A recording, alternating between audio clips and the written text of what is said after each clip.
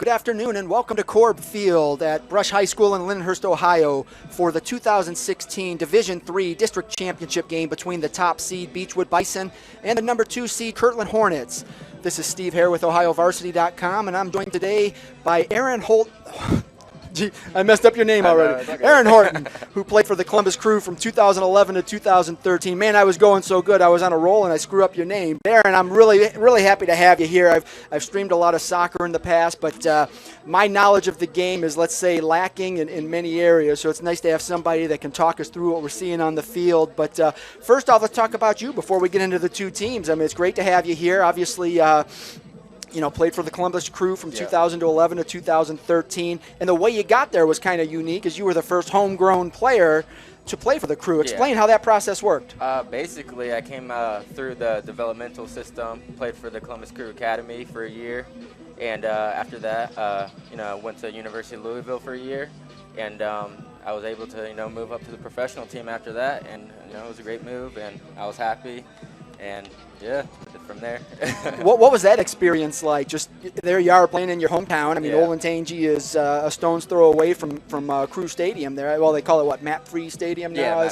But, so it was very close. How was that, just to play in front of that hometown crowd? It was great. I mean, growing up there, watching games there, it's from, 4 to 15, going to all those games and being able to play in front of my family and friends after playing in high school was a great feeling. I really enjoyed it, and I really did enjoy my time there, and just be able to grow up and play in some place where you grew up as a kid. It's great. That first game, walking out there as a professional with Crew on your chest, what was that like? It was very, very weird, actually. It was like, this is really happening? It was kind of like that. And then actually I also came in for Jeff Cunningham, who was like my childhood idol for the Crew, looking up to him. So that was all kind of a great experience for me too, so it was cool. Oh, that's definitely awesome. But just looking at, here you are, a kid from Columbus, Ohio. You make it to the professional ranks. So looking at these guys out on the field today, anything can happen. It's hard work, discipline. I mean, when did you start playing the game? I started since I was 3, but at the same time, it's just I never stopped playing, and practice makes perfect. That's what they always say. And for anybody, for these kids out here too, I mean, anybody can make it. It's just, put in the work and, taking your opportunities when you get them. So when you're looking at this level, I'm sure you've played in a couple of big games in high school. I think you went down to Spire after that, or IMG, right? Yeah. That was before. Yeah. So, before you left for IMG, I'm sure you played in some big high school games. I mean, what are the nerves? What are these kids feeling out here today? They're definitely going to be a little bit nervous. I mean, it's a final. Any final, there's pressure. I know these two teams are rivals. They're playing the same district, so I know they're going to be excited to get one over on each other. So, I mean, you just got to, get the nerves out and try to do their best and play their game and let the chips fall where they're going to fall. Yeah, and obviously these two teams are no strangers to each other. They both play in the Chagrin Valley Conference Valley Division. They met earlier this year. It was a 2-1 decision for Beachwood. And here's the interesting thing. You're talking about two dynamic teams in Northeast Ohio, Division III powerhouses. They've been here before. They've played each other in the last 2 district championship games. Beachwood came out ahead in both of those, 6-1 last year, 2-1 in 2014. Kirtland did beat Beachwood in 2013. They beat them 4-1 in the district semifinal. So the Hornets have had some success against the Bison in the postseason, even though Beachwood holds the postseason record 2-1 since 2004. So the last 3 years have gone Beachwood's way. Kirtland's looking for that equalizer today. And to do it, they're going to have to spread the field a little bit. When you're talking about the Kirtland Hornets, they've got 4 very good goal scorers. This is the only time I'm going to say his name, but it's Stjepan Barisic, one of the forwards for Kirtland. He's a junior. This year alone, he's got 14 goals, 19 assists, total of 47 points. And in his career, he's got 36 goals, 30 assists, and 102 points. So obviously he's one of the guys Beachwood's going to try and man mark up, keep him out of the goal. But in doing that, you're going to open up some opportunities for some of the other guys. You have senior captain Jared Ianiro. He's got 42 career goals, 28 career assists. He's a guy that's done a lot of scoring this year with 17 goals. You have another forward in Sanjay Sundararajan, a junior, who's got 13 goals this year and 21 in his career. And then you have the other senior forward, Ryan Friedenberg, who has 10 goals this year and 16 in his career. So Kirtland really has 4 guys that they can get the ball to and kind of count on to find the net. How big of an advantage could that be for a team when you've got that many guys who know how to finish? I mean, I think any team, if you have multiple players that you can try to get the ball to, it just opens up a lot of spaces and a lot of different things that you can do. If you have maybe one guy, a team can try to key on your one guy a little bit more. With 4 guys who can clearly score, can clearly make things happen, I think it just opens up a lot of space, a lot of opportunities for Kirtland, and they're going to want to take advantage of that. Yeah, and then when you look at Beachwood, you've got 2 of the most dynamic goal scorers in the state of Ohio in Division III. You have Shai Ulish, who has an amazing 204 points in his 4-year career with 92 goals and 20 assists. He's definitely a guy that the Bison are going to look to feed often and early. And then complementing him in the midfield is Asaph Roth, another senior with 54 goals to his career, in his career with 36 assists for 144 points. So obviously for Kirtland's defense, they're going to try and keep those guys away from the ball. How do they do that? I think they're just going to have to sit in a little bit, just have their eye on the 2 forwards, especially.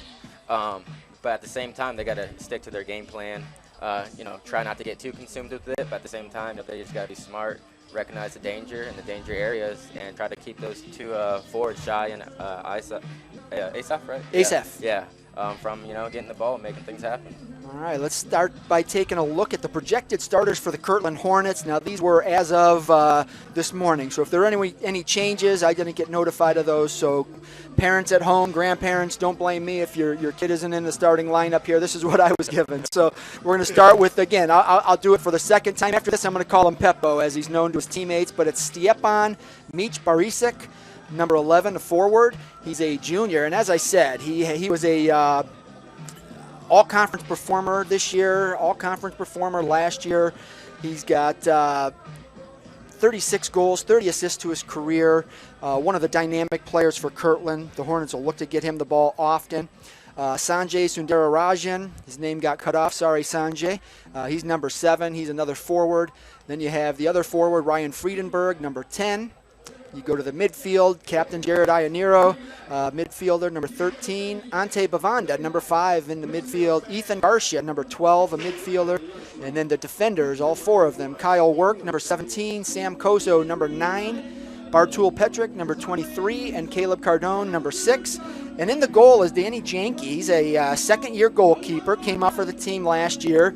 Had a really, really solid junior year, allowed 2.16 goals per game. He had 58 saves last year, 63 saves this year. I'm sorry, I had that backwards. 63 in 2015, 58 saves in 2016, and 5 shutouts this season. And obviously you credit the defense for a lot of those shutouts. But Danny Janke really has developed into a sound keeper for the Hornets, and he's going to be challenged today with Beachwood's dynamic offense. And let's take a look at the projected starters there for Brian Green and his Bison. Mitchell Penn, number 20, will be a forward. Shai Ulish, we talked about, number 9 is a forward. Roman Caputo, number 21. Yuval Zamir, number 15. Asaph Roth, number 7. And Matthew Young, number 14, are your midfielders. And the 4 defenders, Spencer Schrogi, number 23. Ryan Seppel, number 17. Matthew Stofsky, number 8. David Samoji, number 4. And in goal, I think you have one of the top goalies in Northeast Ohio in Division III. That's Griffin Davis, a 3-year starter. He's got 150 saves in his career, including 51 this year with 7 shutouts. Talking about goalkeepers, I mean, obviously they're going to be as good as their defense, but how much of a difference can a good goalkeeper make for a team? I mean, defense wins championships, and that starts with the goalie. Honestly, goalies can make or break a game, especially in a final like this. You want your goalie to come out strong and play strong. I know last year the Crew, I don't know if you remember, but the goalie had a little error at the beginning of the game, MLS Cup final. So just in saying that, goalies can make or break the difference in the big game. So hopefully we see both these goalies have a good game today. Well, as I said, these 2 teams are not strangers. They've played 16 times since 2004. Beachwood leads the all-time series 8-5-3.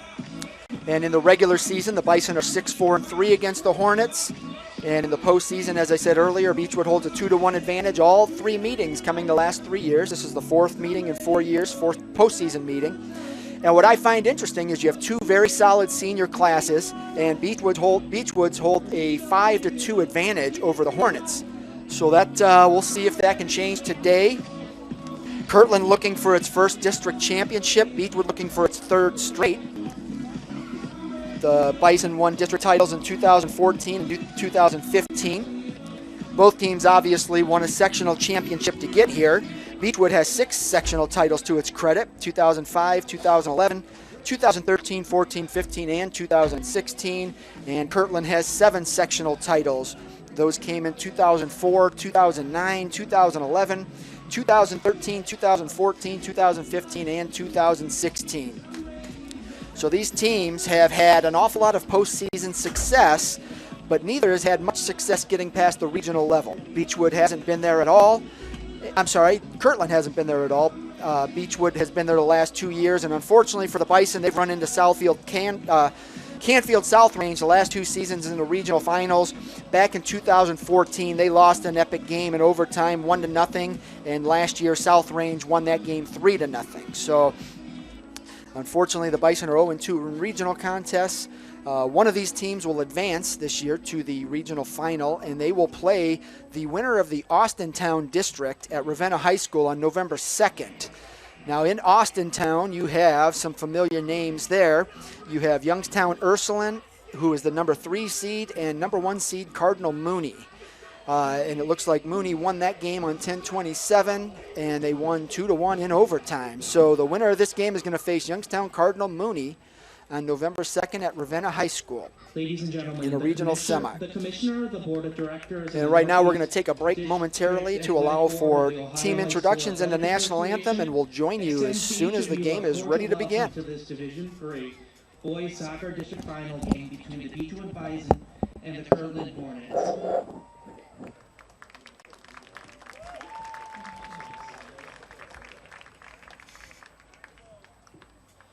Now let's meet the starters for both teams. First, the Hornets of Kirtland.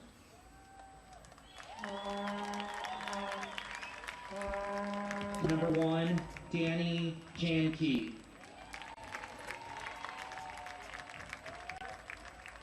Number 5, Ante Bavanda.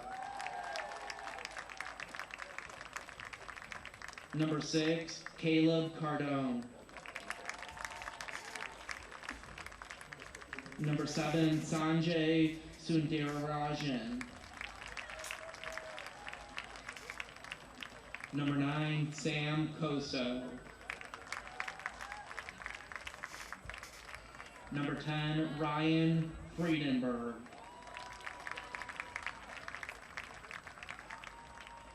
Number 11, Stepan Mich Barisic.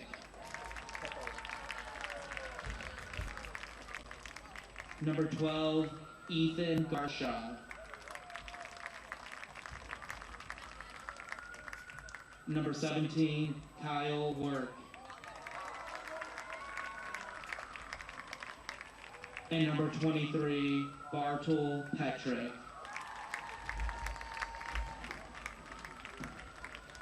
The Hornets are coached by John Valantic.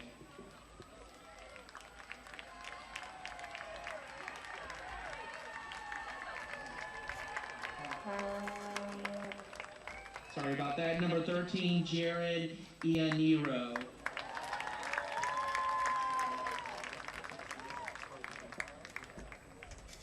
And now let's meet the Bison of Beachwood. Number 1, Griffin Davis. Number 4, David Samoji.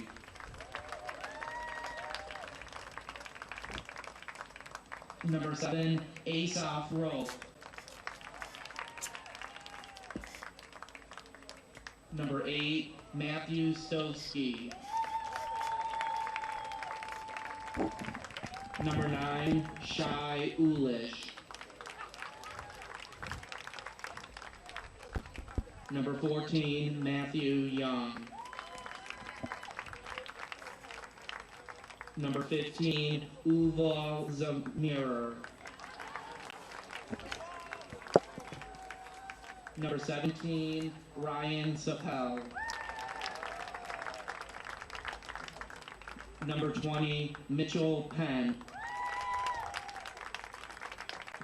Number 21, Roman Caputo. And number 23, Spencer Shrew. The Bison are coached by Brian Green.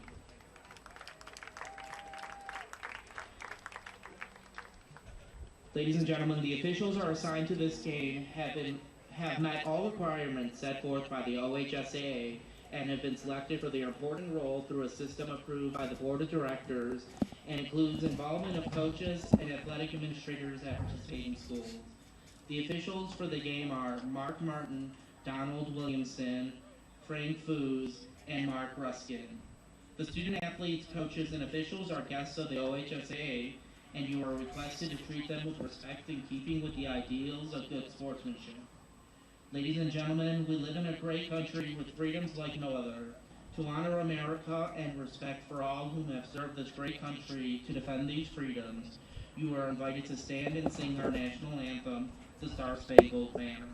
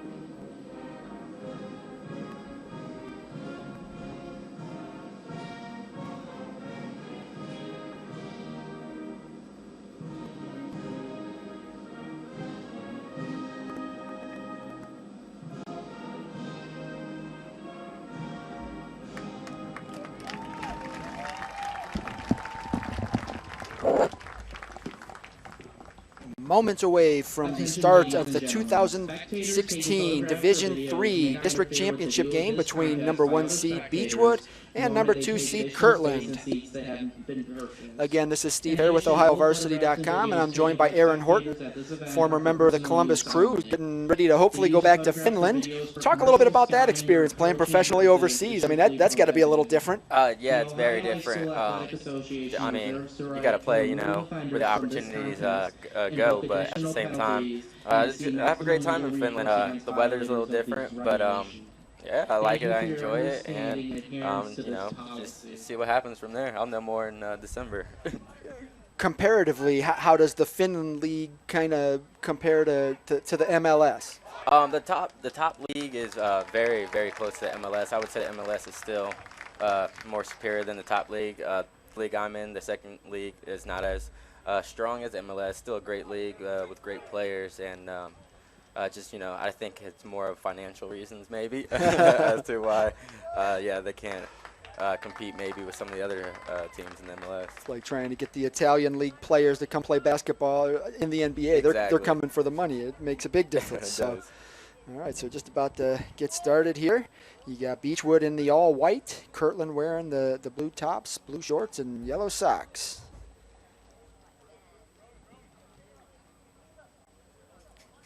Shai Eulish there, number 9, to kick off.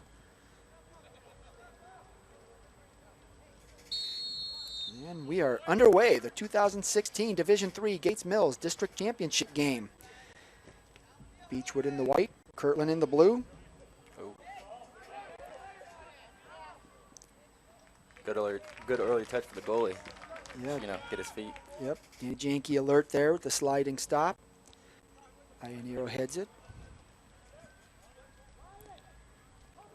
Now Griffin gets his first touch as well.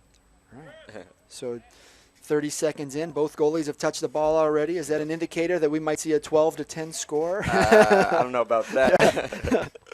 With these two teams, I highly doubt it. They both play very good defense, but they've got some dynamic scorers on each side. So it'll be interesting to see how that matches up. It will.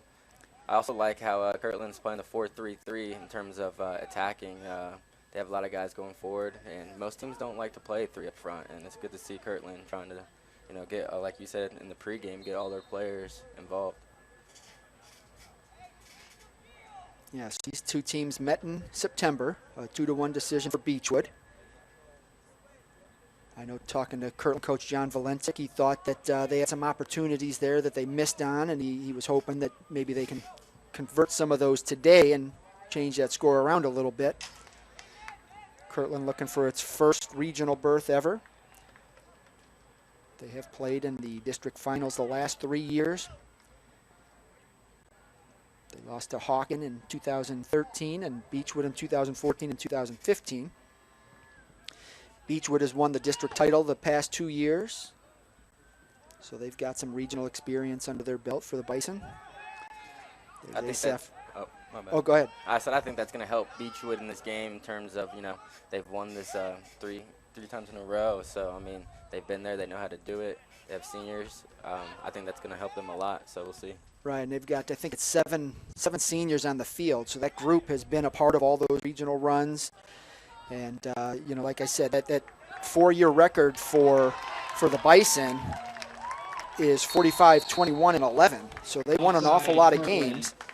But on the flip side, Kirtland's seniors also have quite a few wins to their credit. Over the past 4 years, the Hornets are 54, 16, and 5. So both teams with a winning culture, they know what it takes to win. I think just at this level, I think Beachwood has that slight advantage because they've won the last 2 district titles. And although Kirtland's been here 3 times, they have yet to advance. Mm-hmm. It's a new day, though. Every day is different. That it is. Boy, I was here Thursday night for the girls' Division I championship game. Mayfield and I'm sorry, that was the one right before this. It was Chagrin. It was Division II. Chagrin Falls and Lake Catholic, a 1-0 win for Chagrin. Boy, what a game that was! But the reason I bring it up is the temperature. I mean, I came here Thursday night. It was kind of little rainy, so it was windy, but it was about 38 degrees. I was all bundled up, and here I am today in shorts. We got the windows open. What a difference! And that's also going to affect the game too. Sure. I love to play when it's not freezing. Oh yeah, this weather is fantastic. A Week 10 football game I covered last night, and I didn't have to, I wasn't all bundled up like normal.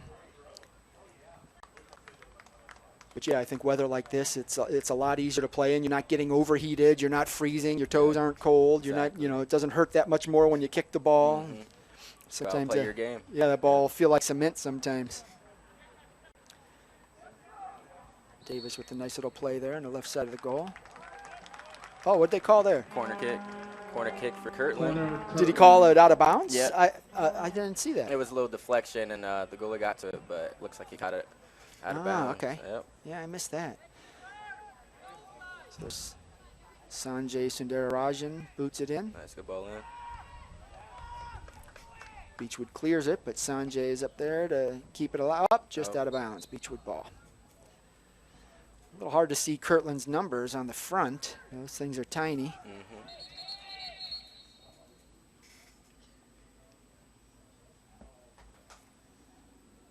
David Samoji on the throw-in for the Bison.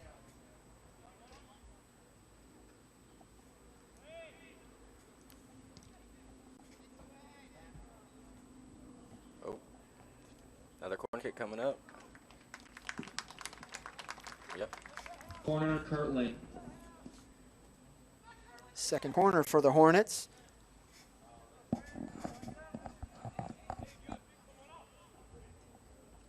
Sundararajan again. Oh, that's a Great ball.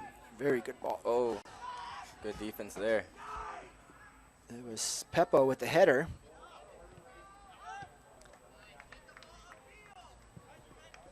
Much easier to say Peppo than Stjepan Mić Barisic. Yes, it is.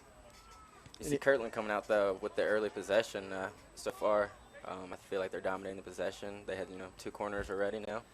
So. Right, and if you look at it, they're playing very wide. I mean, they're getting the ball, using the entire width of the field. That was one of the things Coach Valentick said about their game against Wycliffe. They played a real close game with Wycliffe in the regular season at Wycliffe, which they play on a smaller football field, so the field isn't as wide. And then in the postseason, they played Wycliffe, and they beat them handily. And he said the difference really was that they were able to play the ball wide because their field was much wider. So it helped them spread the offense out. And like I said, when you've got 4 players that can score, they were able to get the ball around. And you see, for Kirtland, it is a strength for them to, with their 3 forwards, getting possession and getting the ball wide. And you can tell they're a possession-based team.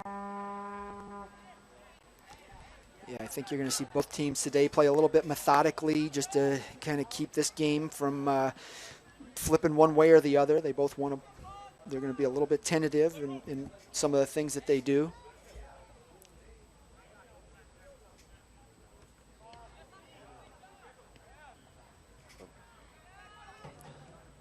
Also, district final, they're going to be a little nervy, a little bit.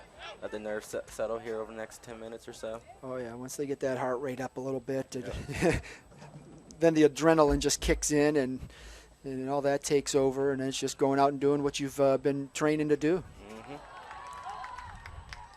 There's a shot. Davis with a diving stop there. Good hold by Davis, too. Not to spill that.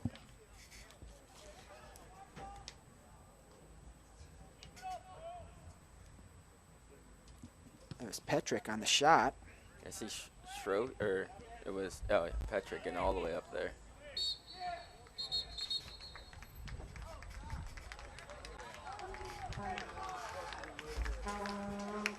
We got a foul on Beachwood. All right, now here's one of those kicks. Explain to me, is this a direct or indirect? Oh, this is a direct kick. And explain to me the difference. So basically, a direct kick is you can kick it directly to the goal, into the goal if you wanted to. I mean, from there, you're probably not going to score. But let's just say at the top of the box, if you had an indirect kick, someone would have to touch the ball before the ball would be allowed to go into the goal. And how are they awarded? I mean, what's the difference in? I mean, indirect kicks are very, very rare. You would see them in cases of like a handball, maybe like a playing on the ground, like an unintentional handball. Let me make that clear. But yeah, they're not given too often. But yeah, every now and then you'll see one called. We got another great game taking place out in Avon Lake between number 1 Lutheran West and number 2 Independence in the Elyria district. Independence holds a 4-3 lead. Those two teams had a draw match earlier this year. Lutheran West is ranked in the state, so it's one of the top teams in the area. And right now, Independence holds the lead with 37 minutes to go. The winner of that game will be on the opposite side of the regional bracket from the winner of this game, so they won't see each other until the regional final. Out there on the blue turf at Ravenna. Have you ever played on blue turf? No, I have not. I mean, it's hard from a spectator's point of view watching the game, whether it's football or soccer. It's tough. The only blue turf I've ever seen is Boise State. Yeah. In a football game, maybe. Right. It's weird. I mean, when you're out there, I go out there if I'm taking pictures or I'm videoing or I'm watching from the press box. It's tough to adjust your eyes to it. It bounces off. It's a lot of contrast. Oh, good touch there. Ooh, right off the face. Can't make out the number, but. Gonna have to walk that one off. Yeah, no doubt. Shake it off. It's the district final. Looks like Koso that took the shot. Now that I can see that number, I'm going to have to talk to Coach Valentic about getting some bigger numbers on those jerseys. Hey. Oh, no, it was Bavanda. Okay, number 5. So Bavanda takes one for the team, and he's still feeling it. Yep. Shaking it off a little bit. Sanjay getting that foul there for Kirtland. All right, we are 10 minutes in. We're still scoreless. There's Peppo lining up the shot. And this is a direct? Yeah, this is direct, but you'll right. probably see him try to play this into the box for one of his bigger targets. Yep, there's And ball he did in. it. And Nice that one ball. on the end, but Yeah, what yeah. happened there? It looked like somebody was supposed to make a move and exactly. get the wires crossed somewhere. Yep. Hopefully they get on the same page here coming up. Right, yeah, that's a missed opportunity there.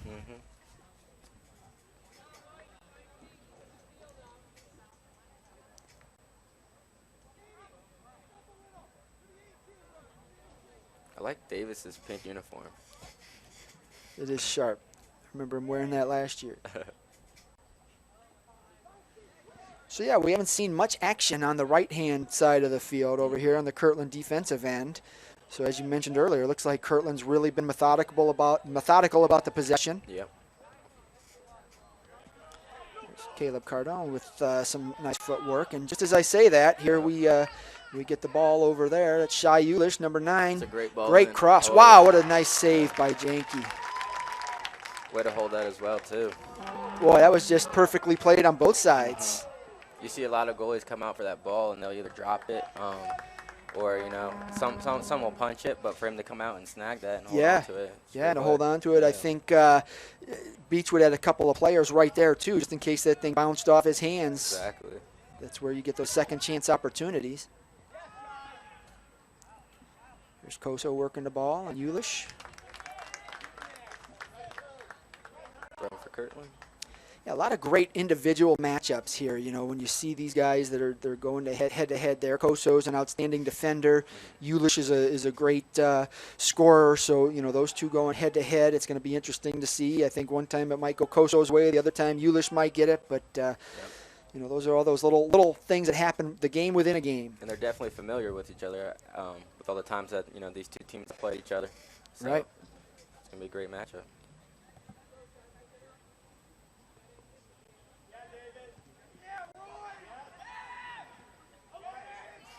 Moji gets the ball up to Penn. Good turn from Penn. Oh, and Penn he has good beats strength. Koso. Yep. He's got a little opportunity here. But there's Bartul Petrick kicking the ball out of bounds. Let Kirtland's defense kind of regroup. Is Matthew Young the only freshman on the field right now? I think so. Shot from distance, too high. I think that was the first actual shot, though, even though it wasn't on goal. Yeah. Well, I gave Eulish one there from his shot from the corner, okay. Even though it was kind of off the frame, but goalie got it, so yeah. Yeah. For our broadcast purposes, Shai's got a shot. I don't know if Coach Green will count it as a shot, but I did. I'll count it, too. These kids work hard to get those shots. Yep. They don't get a trophy for them, so we'll just give them the credit. Maybe they get home, Mom will give them a cookie. Oh, yeah. Garcia with a little header. There's Peppo. This is where I like to see Peppo work. He's usually got 2 or 3 guys on him, and he works his way out of that trouble. But I think Beachwood's defense is a little bit better than he sees typically in some of the other Valley Division teams. That he can beat those 1-on-3 type matchups. But today he's going to have some trouble with that. I've seen early on too. Peppo is very comfortable on the ball. You can see he likes to dribble, likes to take guys on. Yeah, he definitely does. And he's got those quick feet. Exactly. I mean, just great ball handling skills. I think covering a lot of different teams, I see a lot of different skill level. And, when I watch a Beachwood, when I watch an Independence, when I watch a Kirtland, those are 3 teams that are playing for district titles, and you see more of those guys that really know how to handle the ball and do those things like you talked about in space or, man on, and they understand and just have that second level of thinking and how to get out of situations. Yeah, any player who can bring that to your table, to your team in terms of, being able to beat multiple players is a difference maker. And it's no surprise to see how far both these teams have come with the great players that they have. Cross in there. Another cross in. Oh, still. Janke with the save. Yep. Zamir with the shot. Unofficially, I've got Janke with 2 saves. Good header back there. He can pick it up. Oh, yeah, that was a well-played ball. You had Sanjay on the break there. That ball was rolling a little slower. He might have beat the goalie to it. Just, again, I think you're looking at experienced players that are comfortable making a play like that. I mean, you look at some inexperienced teams that might try and head the ball back to the goalie, and you're looking at disaster. Or just let it keep bouncing. Right. Yeah. Right. But, yeah, these are 2 well-coached teams. These kids know how to play. They've been in big games.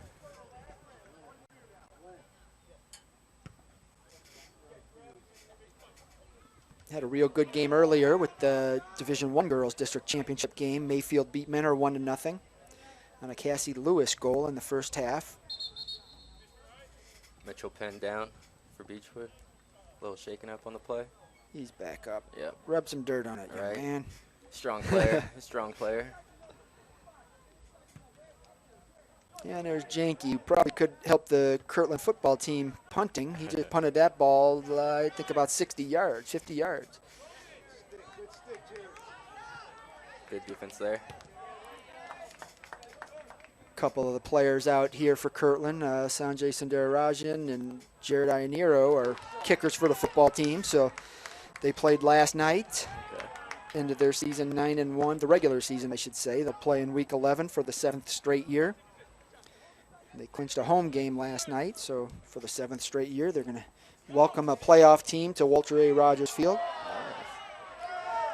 Oh, the fans don't like that little bumping and shoving there, but I'll tell you what, it goes both ways. It does. It looked good to me. It looked clean to me. Yeah, sure did. Shoulder, shoulder. That's allowed in soccer. Yeah. And, you know, I see a lot of it, and I always get the same reaction from the fans is they don't like it when it's, you know, the other team, but everybody does it, and it's legal. It is. It's part of the game. You can't push, you can't shove, but, yeah, you get your shoulder in there and work your hips in. Yeah. Exactly. Don't do anything maliciously, and you won't get called. Exactly.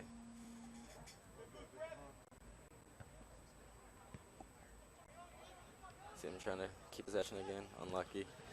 Yeah, what I think we've seen, though, in the last 3-4 minutes is Beachwood's kind of flipped the field a little bit. Instead of playing, you know, inside their 40, now they're, you know, Getting more forward. toward the midfield. Oh, that was almost a real good ball there from Asaph Roth. Led him just a little bit too much. Janke snuffed it out. That might have been just a little bit too much adrenaline there from Roth trying to feed Eulish, but might have been offsides, though, now that I think about it. He was kind of hanging out there, so.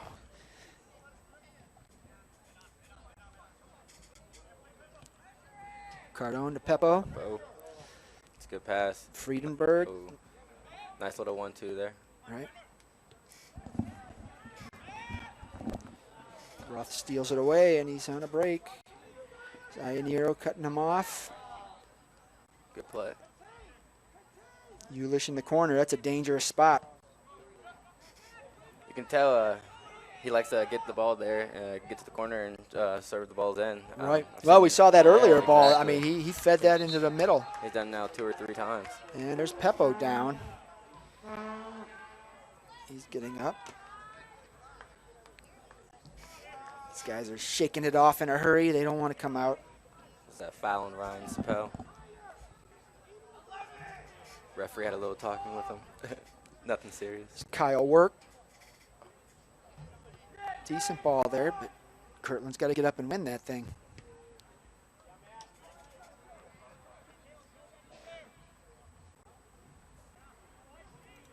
Out of bounds. Kirtland maintains possession.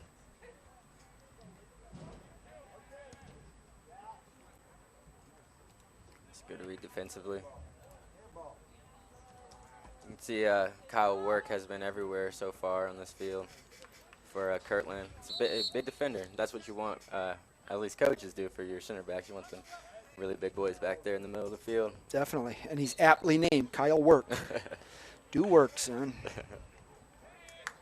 Nearing the midway point of the first half of this 2016 Division III District Championship game, top-seeded Beachwood Bison and the second-seeded Kirtland Hornets remain scoreless. Each team with a couple of shots. Oh, there's a nice ball, and Sanjay couldn't quite get there. It's a great pass from Peppo. And it looked like that was Stavsky that broke up that play. Ref telling Peppo to calm down a little bit.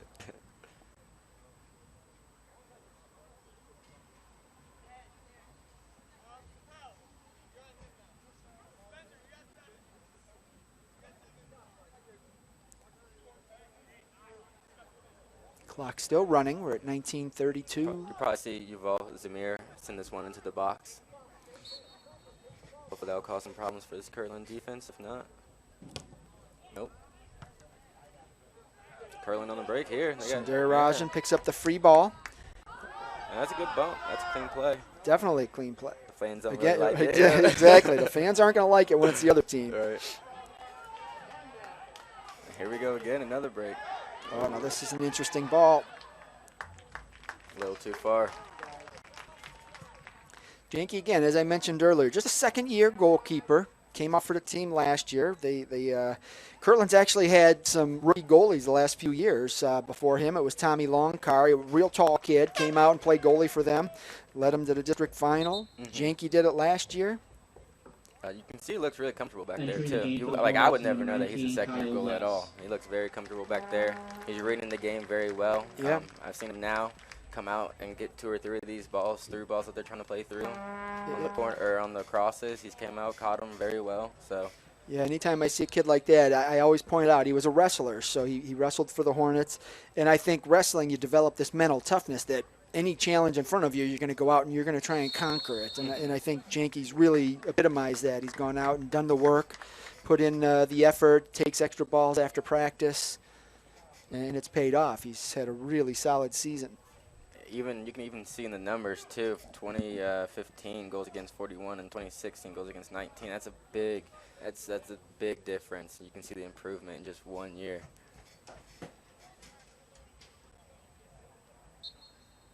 Here's Griffin Davis to send it out. Little chip shot. Kirtland wins the possession there. Oh, that was a good touch. That's great. It's great soccer right there. 1 and 2 touch. Right, and I think that's what Kirtland's got to get back to is this little possession that they were playing earlier. Slow things down again. Spread it out as I talked about earlier. Caught in possession a little bit. There's Koso. Saves the day.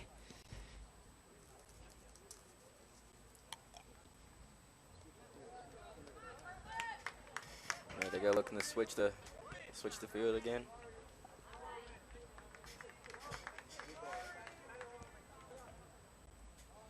Yeah, from watching, I would say Beachwood plays very, very direct. You know, they like to go north-south, whereas Kirtland likes to go east to west.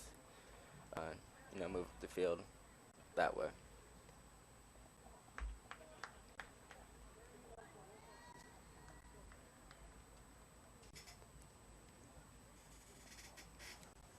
Throwing for Beachwood. Yep, I can't make out the number. That's way too far for me. Smoji. Oh, is that? Yeah. Okay. Binoculars. Bring binoculars next time. Football's so easy because the numbers are much bigger. Yeah.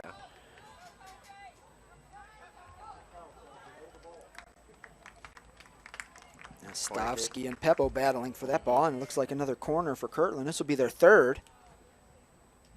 Corner, I would say he's going to try to put it back post like he did on his last corner. Now you look for Kyle Work. That's where his height. Yep, That's there where. is exactly where he went to. Oh, there was a bump. Oh, chance here. Shot. Oh, goal there it is. line. Ionero. There it is. Kirtland takes the 1-0 lead off a Jordan Ionero strike. How about that? That was a great shot. Took his time. He didn't rush it. Didn't freak out. Took a touch. Pretty much slotted it right past Wow. Griffin Davis. That was a powerful shot, It too. was. I mean, he didn't mess around there. Davis with the diving attempt, but too much speed and velocity on that ball. Yep. Heck of a goal for Ionero. That's his 18th of the season. It's a team high. That was again off the corner kick. Here he's come right back down the field again. He's hungry.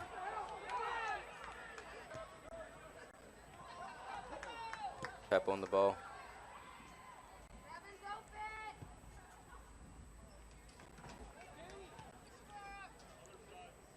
Well, that's what Kirtland does, is they take advantage of those set plays. They spread it out. And like we talked about, Ionero hasn't touched the ball a whole lot. He's passed it a few times. But when you're looking at anywhere near the goal, it's been Sanjay Sundararajan or Peppo. And then here comes Ionero. You got to always watch him. But I think that set play was designed, as I was saying earlier, is you're trying to get that ball from Peppo to the back corner, and you got to look for Kyle Work because of his length. Yep. And he went to head it. It bounced off a Beachwood defender, and Ionero was there to finish it. And that's what I talked about earlier, is you've got Shai Ulish and Asaph Roth, two of the most dynamic goal scorers in Northeast Ohio on the Beachwood side. And then over for Kirtland, you've got 4 players that aren't quite at that level, but they're close. And when you've got 4 of them, you spread things out. Heck of an attempt there. It allows you to do more with your team, I think. in terms of spreading the field and spreading the ball. As Beachwood are going to like to key in on Shy and Asoff as their main threats going forward, which only makes sense. Right. So Aaron, now throw on your coach's whistle.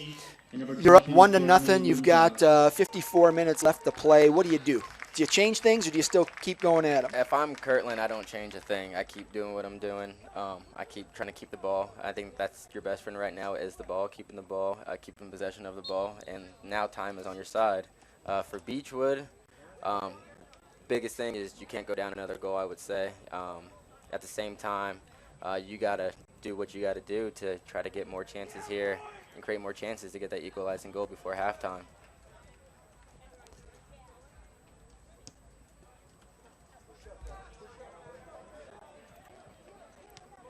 Clearance there.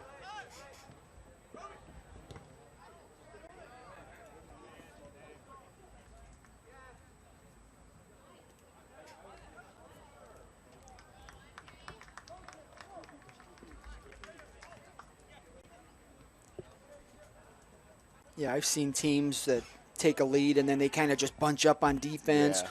I don't like that strategy because the ball's always on your end, and when it's always in your end, bad things can happen. Exactly. Great switch there. Roman Caputo on the ball. Shy getting to that corner again. Beats his defender. Crosses one in. Ah! Wow. Yep. Who got the foot on that? Was that Roth or was that? Yeah, I think that was Roth. It's good defense though. So Couldn't get a for clean Janky. shot. You do see Shy Ulis here cause a lot of problems down this right-hand side. Yeah, they have the playmakers. Mhm. It's it's just getting them the ball, and Kirtland's got to do a great job of keeping it away from them. So it's that it's that game within a game. Yeah. Just over 12 minutes left in the first half of the 2016 Division III Gates Mills District Championship game. Kirtland Beachwood meeting for the third time in the district title game. Beachwood has won the previous two, advanced to the regional finals both year, and lost to South Range in both years. So both teams trying to do something different. Kirtland's looking to go to the regionals for the first time. Beachwood's trying to win district again and then get past that regional step and make it to the state semis. I think this that goal though will open up this game a lot though in terms of just the flow and offensively and defensively. I think these teams are always going to be pushing now. Now, do the Beachwood players, they understand they're down a goal, but do they feel that? I mean, are they trying to push things? I think they definitely feel that, but like I said, they have been here and they have won 3 times, so I don't know if they've been down before in the past, but hopefully, they'll know what to do to fix what they need to fix here. Oh, that's a great ball. Ulis again. Oh, Koso, I'll tell you what, he's got some speed and he plays excellent defense. He does. That's a great tackle, too. Corner You have to get that tackle right because if not, you risk giving away a penalty kick. Yeah, you don't want to make mistakes there near the box. So here's a corner for Beachwood. This is their second or first? I think it's their second.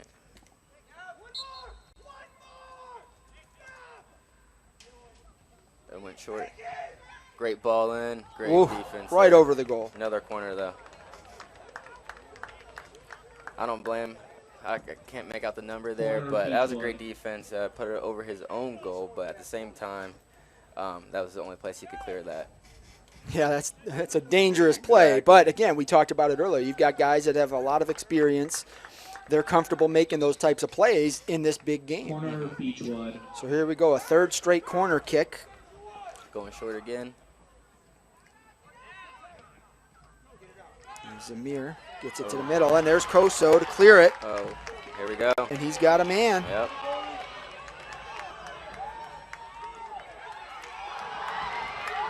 Oh, and there's a push in the box. No call. See, now the Kirtland Beachwood fans weren't liking it earlier, but they certainly aren't going to complain about that non-call. So that's where we see it, folks. I see they're angry, but again, I agree with the no call there. It's a good defense.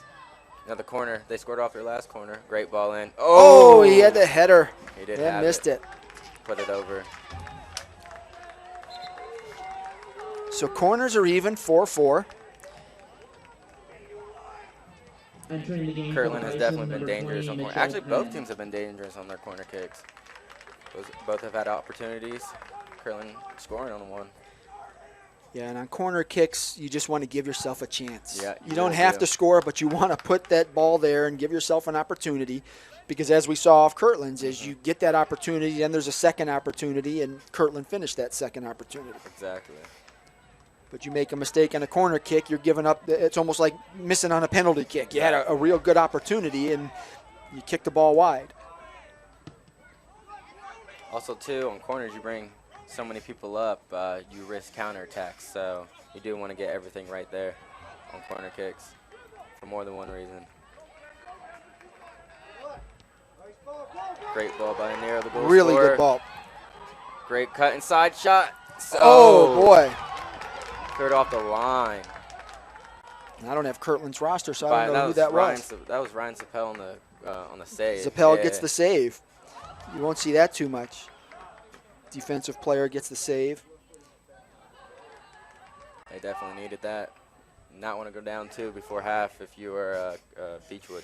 Right, you give up a goal there under 10 minutes left, Right. and Kirtland goes up 2-0. A lot of pressure then for the Bison, but yeah, heck of a play there. It's a great Davis play. got in the way, altered the shot. Ooh, Ianero. Ianero with some great skill right there with the flick over the defender. Just Yeah, too much power. yeah, that definitely runs in the family. We talked about it earlier. Jared Ianero, his older brother Jordan, was a standout for Kirtland, 4-year standout, is now playing at Cleveland State. He had an excellent career at Kirtland. So, yeah, the Ianero family has contributed quite a bit to the Kirtland soccer program. Runs in the family. Throw in Kirtland.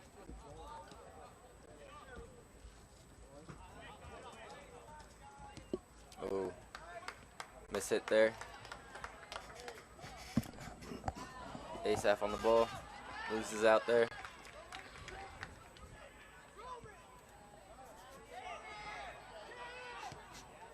Great ball in. Oh, second chance again. No. And look at that. Yep. Bavanda. Nice footwork there to get the ball out and clear it. Now Janke can breathe a sigh of relief back there. For sure. He wants that ball far away from him. So we're at 6:44 and counting.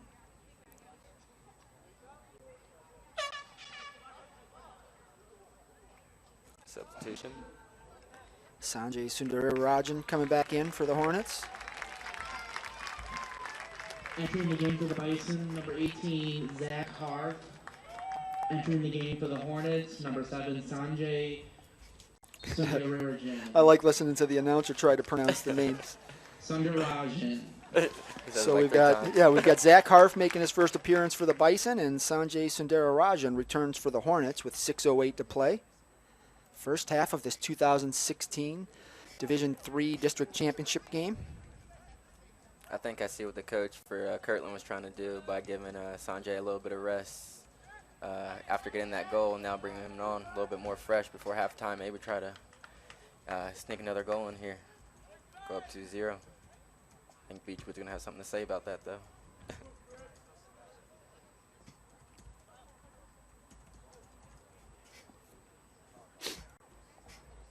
Pep on the ball. He loves the dribble. Loses out, though. Ace off again with another great ball to Shy. Oh, he's offsides. I don't know if I agree with that call, referee, but nonetheless, ref called it. Offside Beachwood. It was very close. We don't have instant replay, though. No, we're not that technologically advanced yet with the instant replay, but we'll get there eventually. One day. Yeah. Got to walk before you can run. There's Kyle Work with a nice boot. Gets that ball. Now you got a free ball. Sanjay down there. Cleared out. David Samodi clears it.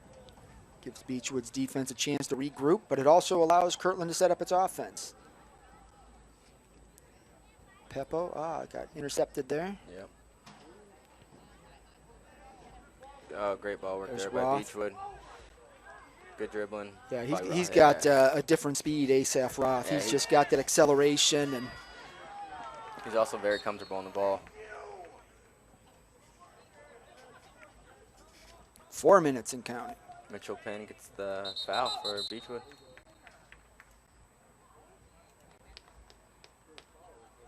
Mitchell Penn does well using his body. I keep saying this, but he's very strong on the ball. He's got to keep using that strength.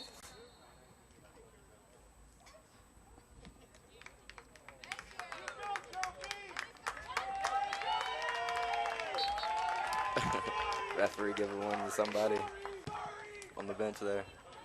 Ianniero clears it with his forehead.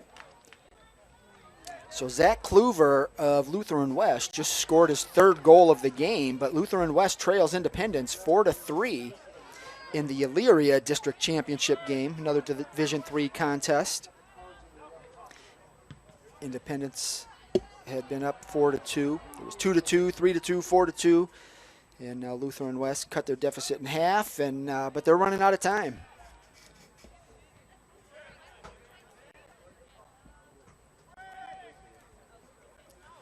Here's Penn again, great turn there.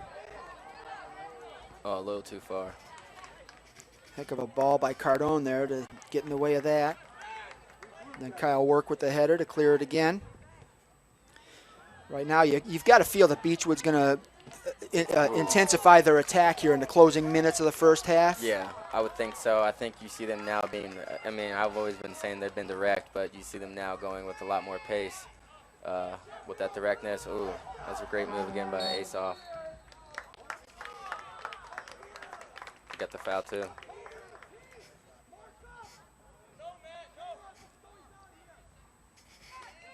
You can see Roth has really caused problems for Kirtland. So here we got the direct kick. Yep. Kirtland had a wall of 2 men, dropped to 1. There's a ball right to, whoa, boy. Janke was a little bit unsure of what he wanted to do there. He started to back off, Yeah. and you had the Beachwood player right there.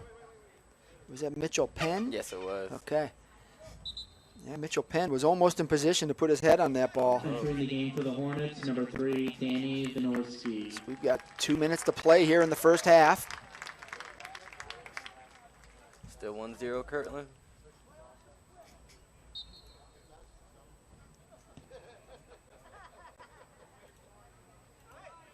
Beachwood back on the ball. Ooh, great move there by Zamir.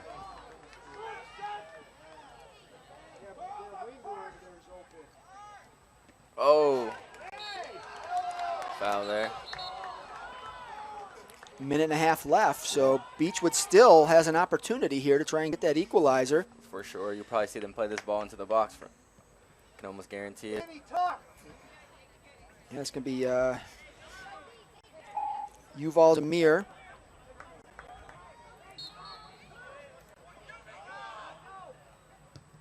Great ball in. Excellent ball, but great there's defense. Koso again. I've said his name an awful lot. He's been everywhere. Him and Work. Back there doing work. Is it bad that I laugh Less at than my 1 joke? minute remaining in the first half. No, I do it all the time. Okay. Someone has to laugh. Exactly. I feel better.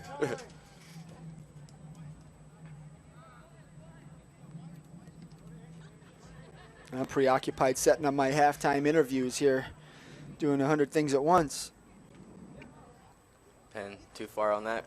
That was a nice little move, though. You know, if his teammate expected Exactly. it, you know, if he was already on the move and you do that backward header, and some good things could have happened there. But instead, they're running out of time here, down to 20 seconds, and by the time, Yeah, they're going to hold on to this. yeah.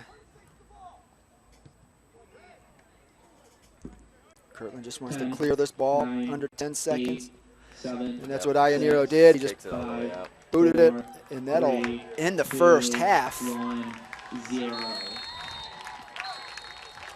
So if you're Kirtland, you've got to walk away from the first half comfortable knowing that you're up 1-0 and you've got 40 minutes to play to head to the regionals. If you're Beachwood, you're probably feeling a little bit more pressure. But again, if I'm Brian Green, I'm not panicking yet. You don't hit that panic button. I don't know when you do it, but down 1-0, and you've got Shai Ulish and Asaph Roth on your team. I think you've got to be comfortable knowing or confident knowing that you're going to get a couple of opportunities. Exactly. And then if you're Kirtland, again, you don't want to bunch up on defense and just go into that shell. You've got your goal scorers too. I think you still have to do the same thing, play the field wide, move the ball around, try and maintain possession the way they did in the first half. And then, hopefully good things can happen. And then is there a point where you would just start to say, okay, we're just going to kind of clear the ball? I would say for Kirtland, I would keep playing my game at least definitely to start off the second half. Once you get more down into 15, 10 minutes, still 1-0, I think you're going to, start thinking about, okay, maybe we pack it in a little bit more, start just knocking it up, clearing it, play more direct instead of more possession style like they've been playing. I think for Beachwood, just don't freak out and keep playing your game because they're creating chances. They just haven't been able to score. So, it'll be interesting second half to see what these teams do. Yeah, they both have had plenty of opportunities. Yeah. Each has had 4 corner kicks. I think I got a little bit sidetracked on shots. I think it's about 3-3 for each team. So they've had those opportunities. I think both goalkeepers have made some good plays. You had Zappel for Beachwood made that defensive save as a defensive player. Mm-hmm. And so, I think things are going pretty well for both teams. Even though Beachwood's down 1-0, they've got the ability to come back. Kirtland's got to feel confident that their game plan has worked. I don't think they have to move away from that too much, spreading the field like we talked about earlier. And, they got the finish for Ioneros. So good things for both teams.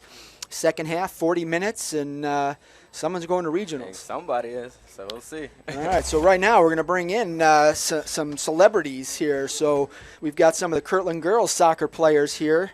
Let's start with Captain Hannah Vogt, the grizzled veteran, and then we'll let the 2 freshmen learn from her. Hannah, welcome. What do you think so far? What did you see out there in the first half? It's great to see Jared score, especially from that far out.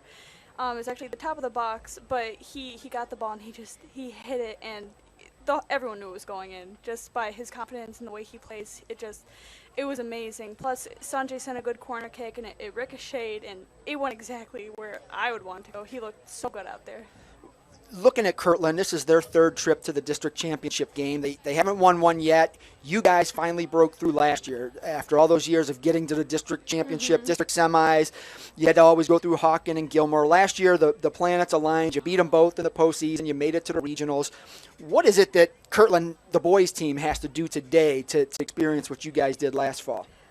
Well, last fall for us, it was we played with our number one thing we say, put doubt in the other team. And so I think that the boys just need to show Beachwood that they're the better team, and there's to be doubt in Beachwood's mind because our boys are so confident and they're putting themselves out there and they know what they're doing. And so that's what we did. And so I think if they do that and they just play with the utmost confidence, like the Jordan Ioneros and just the captains that last year have played and the years before that, I think they're going to do really well in this game. You guys, I think you lost 10 seniors from that Final Four team last year. So this year was supposed to be a rebuilding year, but it was a pretty darn good year. I mean, obviously you would have liked to beat Hawken last week in the district semis, but just what did it mean to you as a junior captain to see all these young girls come up and just kind of pick up where those other girls left off? Well, losing 10 of them, they weren't all starters. I think 8 were starters, I think, but it was like we were so close off the field. Out of complete honesty, it was just we had a really good group of people that they're unreplaceable, and the freshmen stepped up, and we weren't expecting them to be this good. And honestly, like Maya and Lydia, Lilia, Taya, they stepped it up and they knew exactly what they were doing, and they put the ball where it's supposed to go. They pass it. They have team values, and they do everything Mr. Bredick asks them to do, and everything us as captains, us as juniors, us as seniors, us as sophomores ask them to do. And they also have some pretty good players, veteran players, showing them the way. So congratulations to you. But enjoy the second half. Let's bring in one of those freshmen. Who wants to go first? Maya Zofko. Maya, one of those outstanding freshmen for Kirtland. Coming in as a freshman for a team that just made it to the state Final Four. What were you thinking when you earned a starting spot? Well, just watching them last year really had my expectations set high, and I was very excited coming in, even in preseason having an injury. But I came in before the first game, and I had some doubts, but then with all the girls I was with, they really made it easier for me, and they really had me learn a lot, and I had a great time. And it was a very good season for me as a freshman. What was the biggest challenge for you as a freshman, just to come in and play next to Hannah Vogt and a Lindsay Ward and Jenna Sale and all those players that have had so much experience and success? The biggest challenge for me probably, well, one was not trying to mess up and have them be like, oh my gosh. Who is this girl? I know. But honestly, probably just keeping up with them and really showing to myself that I can do what they can do and just make them happy and me happy, so we're all on the same page on the field. For those of you that don't know Maya Zavko, she's about 5'1" on a good day, 100 pounds, 90 pounds, somewhere around there. She's not the biggest player on the field, but she's one of the toughest, and that's what I liked about you watching you. You're scrappy. You're not afraid to go in there and throw some shoulders. That's what I have to do. Exactly. So, yeah, congratulations on a great freshman year. Let's get Lydia Roden in here. Another freshman. Now, Lydia's got a little bit of size to her. She's what, 5'6", 5'10"? Really? I don't think I've stood next to you that much. So I'm about 5'10", but I wear bigger shoes. So Lydia, I mean, same question to you. As a freshman coming in, I mean, what was that like to realize that, hey, I'm playing on a team that just made it to the Final Four? Honestly, I was a little bit freaked out because I didn't know what to really expect. I watched them play, and they're fantastic. And going in there, I'm just like, wait, this is, I guess, my turn. I need to kind of step it up a little bit. I don't know. It's just kind of very different. You had a lot of games where you found the net often. I mean, what was the secret to your success? Without giving it away, you don't want the defenders to hear you. But I don't know. I just kind of find strength in my teammates. It's kind of an energy on the field. And I guess I just put a lot of, I don't know, I don't even know. It just kind of happens. It just happens. There's no secret. There's no recipe for all your success. It's just you're there, the ball's there, you kick it. It's my teammates. Awesome. That's the reason. So the legacy that came before you, the Kirtland teams, they've had so much success. They finally broke through, won a district title last year, won a regional title, made it to the Final Four. Now you guys have a little bit of turnover. You got a lot of freshmen and sophomores. Next year you're only going to have a couple more seniors. What is it, one or two? Or June? Okay. Yeah, so you're going to have a real good mix next year. So the success, it's going to keep turning over and doing those things. I mean, what's the secret for Kirtland? What do you guys have to do just to continue to build off where you're at right now? For me, I think like my idea on it is, I guess it's just kind of family. Because we're just so close that, like, it doesn't matter what age you are or what, like, if you're a junior or a senior or anything, it just kind of, it works. All right. Out here, what does Kirtland have to do to hold off Beachwood in the second half? I think that they have done a great job possessing, and Beachwood, I think that Kirtland's the better team, and I'm not biased or anything, but I just think they're so much better than Beachwood, and they've shown it, they've proved it, and they just have to like possess the ball more and just play their game. They've got it. Outstanding. Well, I appreciate you guys coming up. I want you to enjoy the second half. Cheer loud so I can hear you up here. And then hopefully next year you guys will put on a show again, and we'll get to see you make a nice run into the regionals again, because that was a lot of fun to cover last year. Did you guys as freshmen go to those games? Or? Yeah. So you witnessed it all and saw it. That was a lot of fun. But, yeah, I appreciate it. Enjoy the second half. Get a picture with Aaron when he comes back. That was the Lady Hornets, Hannah Vogt, Maya Zavko, and Lydia Roden. Kirtland had an outstanding season again this year in what was considered a rebuilding year for the Hornets. But I think with the program that Ed Braddock has put together over the last decade or so, it's not rebuilding as much as it is reloading. And I know that can be a cliche sometimes, but there's a lot of truth to it just because he's developed so much talent. They've got a strong feeder system. So, I mean, Kirtland has a lot of talent now. And so those girls that are stepping into those roles vacated by the graduating seniors, they know how to play, and they can accomplish a lot here in the future. But we are moments away from the second half of this Division III district championship game. Kirtland, the number 2 seed, leads Beachwood, the number 1 seed, 1-0. Kirtland 40 minutes away from its first regional appearance. Beachwood trying to get there for the 3rd straight year, and the second half is underway. So, Aaron, back to you now. We talked about it before the break, and here we are, but, we're under 40 minutes now. For both teams, what are they trying to accomplish? I mean, obviously Beachwood's got to score a goal, so they got to, get numbers up, find ways to create chances, and hopefully, get that chance and take it well and score. And if you're Kirtland, I think you just want to keep the same game plan, but also, you are a goal up, keep playing your game, which is possession-based, and, if you can get a second goal, that's only going to help you, your team. So I would say those are 2 keys for both these 2 teams in the second half. I'm not sure what this means for Kirtland, if anything, but Independence, the number 2 seed in the Elyria district, just upset the number 1 seed Lutheran West 4-3. So it could be the day for upsets. Kirtland is the underdog here, is the number 2 seed. Beachwood's number 1. There's another shot from Ionero, and I think he's still back in his Friday night uniform, wearing the football jersey. He just kicked a 3-pointer for the Hornets, although that one won't count today. That's funny because I think that's his second one. It is. He got one on each end zone, so yeah, he's cleared it. And a goal, man. He's having a great day. Yeah, that's the hat trick. Right? Unconventional hat trick, but we'll give it to him. Yeah.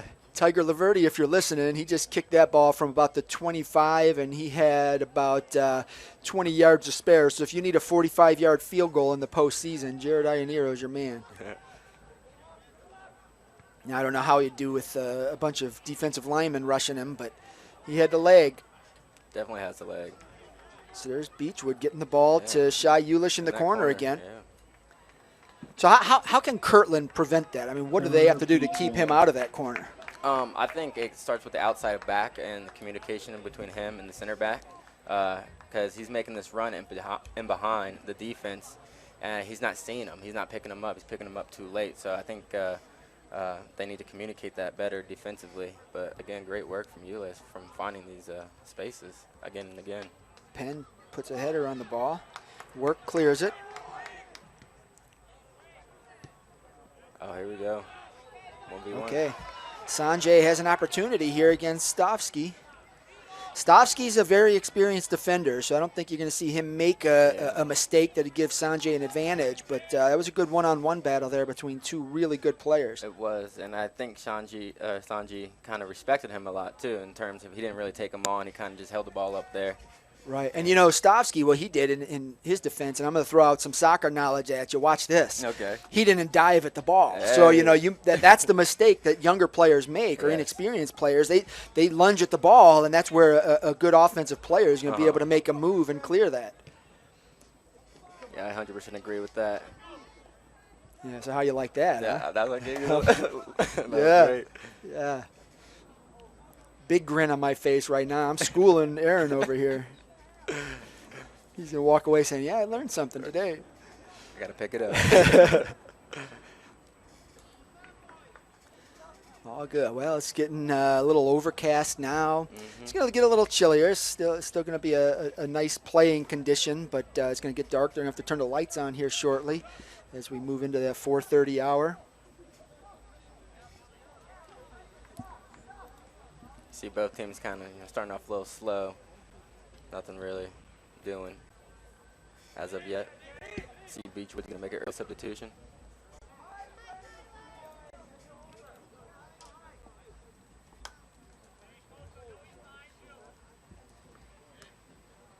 Pepper on the ball. Oh.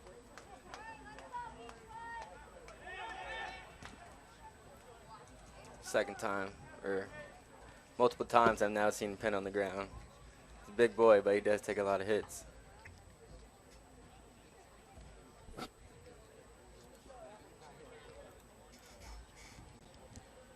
Peppo on the ball.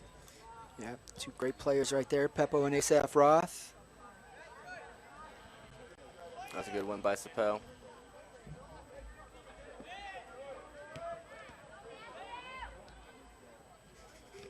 So I think Kirtland would be content playing a game like this where they're playing in the middle of the field or the back third there, keeping it out of their side of the pitch there. And just their style of play too, just possession base. They're cool with keeping the ball here in the middle of the field and just knocking it around. It was good awareness there by Kirtland to keep from going after that loose ball. He saw that it went off Mitchell Penn's foot and let it go out of bounds to keep possession Kirtland's way. Foul on Peppo. See if Beachwood would gonna knock this one into the box. It's looking like it. Yeah, you got Roth there lined up in the middle. Ulish to the right. Oh, not enough. I just combined Shy and Ulish to say Shulish. New nickname for Shy. Oh, that's a decent ball there. A little bit too much. Yep. Davis will collect that comfortably. Yep. But those two work well together, Peppo and Sanjay. They've been doing it a while, and they've got another year together. They'll lose Ionito and Friedenberg, two of the four of their top scorers. Okay. But when you return two that work so well together, it's a nice bonus. Oh, that was great work from Shai Ulish just to get the opportunity to get that shot off. Didn't exactly get the shot where he wanted, but it's good for Beachwood seeing one of your players do the work like that and able to get off a clean shot going forward here in the second half to try to get that equalizing goal.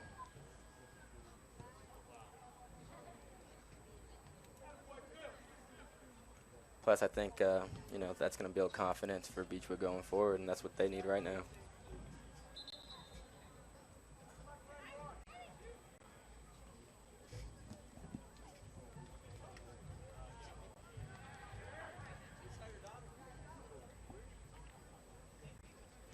Lewis again on the ball, losing out. Yeah, I think Kirtland's defense has just got to maintain its intensity and its rate of work there. They're putting in some effort, and I think if they can just kind of keep Beachwood from really mounting an offensive threat and just chase down those loose balls, win more of those than Beachwood does, I think the Hornets will be in good shape here the last 32 minutes. I agree. It's an opportunity for work to put a ball into the middle. Great ball. It was. Bounces perfectly and there it is. in. Friedenberg with the finish. How about that? Same type of goal as well. It was. Yeah. It was off the ricochet. Friedenberg, heck of a finish. But Kyle Work, I mean, we talked about that beautiful ball. Yep. There it is. You thought Sanjay Sundararajan was going to get it. Instead, he backed off. It was almost like he let it. I don't know if that was kind of like a battle, and it kind of just fell to another player, and he was able to put it away for the goal. Yeah, so now Kirtland in commanding lead, 2-0. Friedenberg, heck of a finish. It was a great finish by Friedenberg. Took his time, didn't panic, just slotted it into the bottom corner. And you see the four that we talked about attacking players all being involved here. And Kirtland's going to be really happy to get that early goal in the second half. I'm sure they talked about that at halftime. Yeah, and I did mention that you have four dynamic players on Kirtland. You have Peppo, Sanjay, Ryan Friedenberg, Jared Ioniro, and all four of them have played a big role in the two goals. And then I've got to give credit to Kyle Work. I mean, that was an outstanding ball he played to the box there, and, that set up the finish. Kyle Work deserved that, too, with the game he's been playing. He's been everywhere on this back line. Oh, yeah, he's had an outstanding game.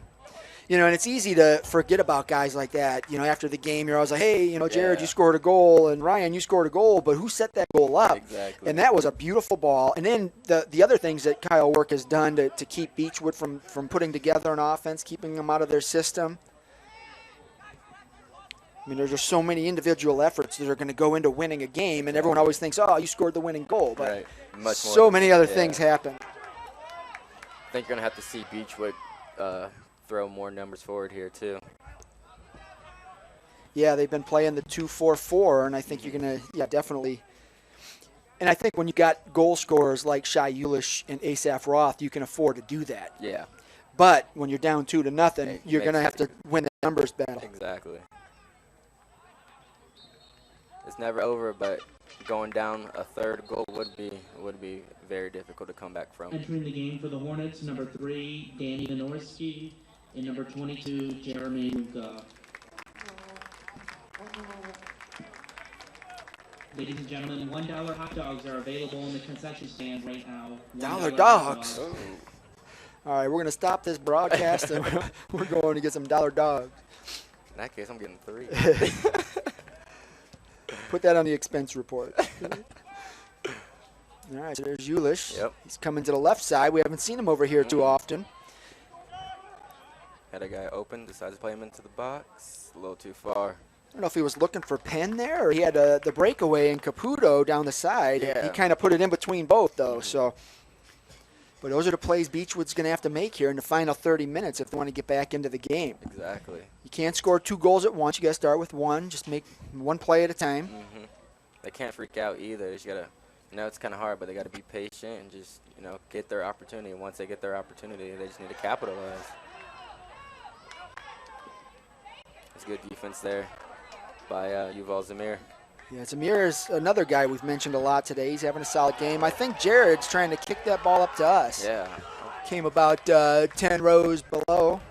Heck of a foot there. Fans enjoying that one. Souvenir, Right. souvenir.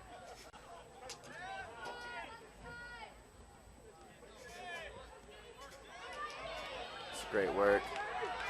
That's a nice ball. Yeah. Unfortunately for Kirtland, you had Beachwood's defense all over it.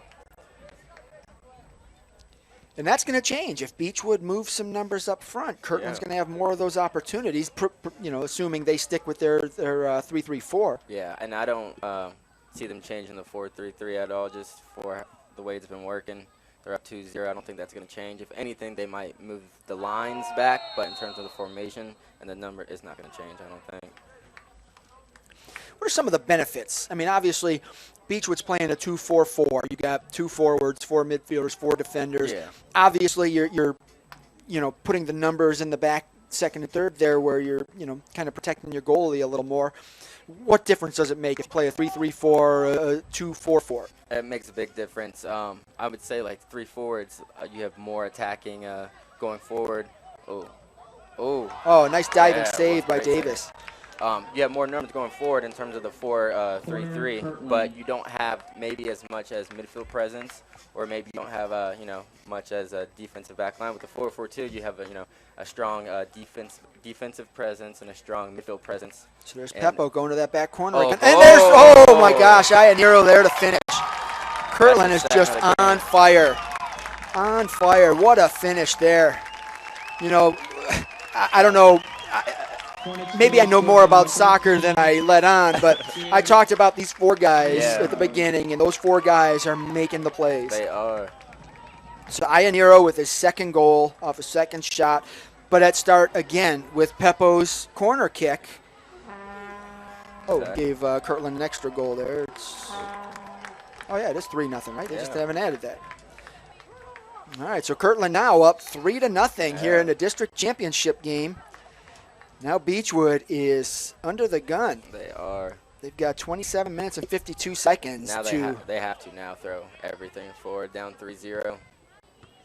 I don't know what was said at halftime for Kirtland, but Coach got his players very, very pumped up here, coming out with 2 goals in the second half.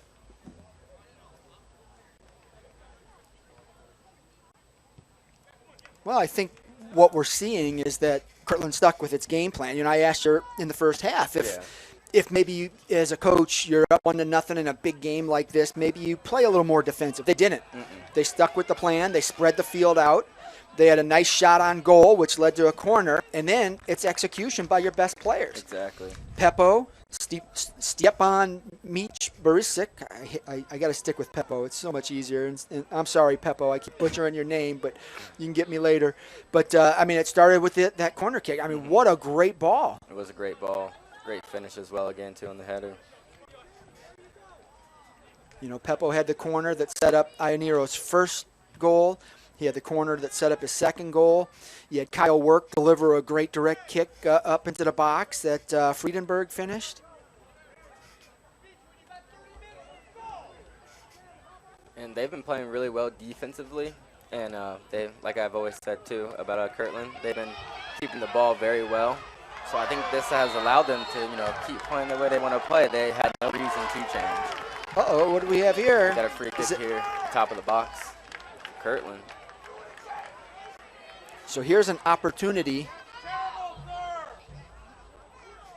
Here's an opportunity for Kirtland to extend the lead, or at a minimum, you at least give yourself a fighting chance here. You put the ball in play, and you hope that if you don't put it in on the first kick, you get another touch, another bounce.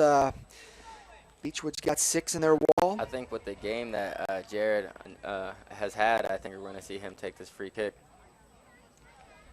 He's got the leg to do it. He does. He may clear that goal post again, though. Peppo's left-footed, I think, and with the left-footed curl, I think he actually, let's see. And it's in!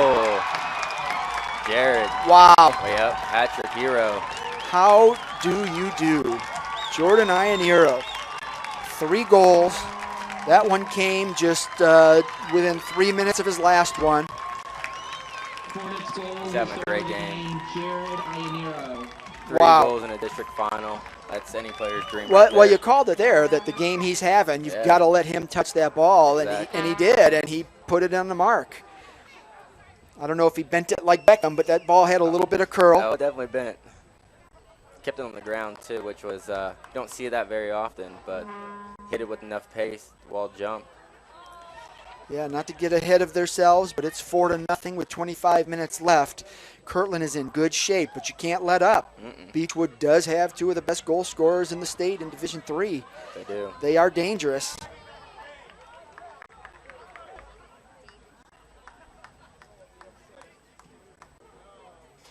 I mean, you're down 4-0 at this point, Beachwood. You got to go all out. There's nothing to hold back now. Boy, what a crazy turn of events here in the second half. Yeah. I mean, after such a evenly played first half, Kirtland has just broken free. I don't know what the difference is. I mean, Beachwood hasn't changed their alignment. There hasn't been big mistakes. I think Kirtland's just executing at a very, very high level. They're executing at a high level, and they're finishing their chances here. I mean, we see now in the second half they've had 3 chances and 3 finished goals. All 3, right? Exactly. So. Yeah, I mean, it's tough to perfectly execute one chance like that. I mean, but you're looking at all 4 of Kirtland's goals have come off set plays that were perfectly executed. Exactly.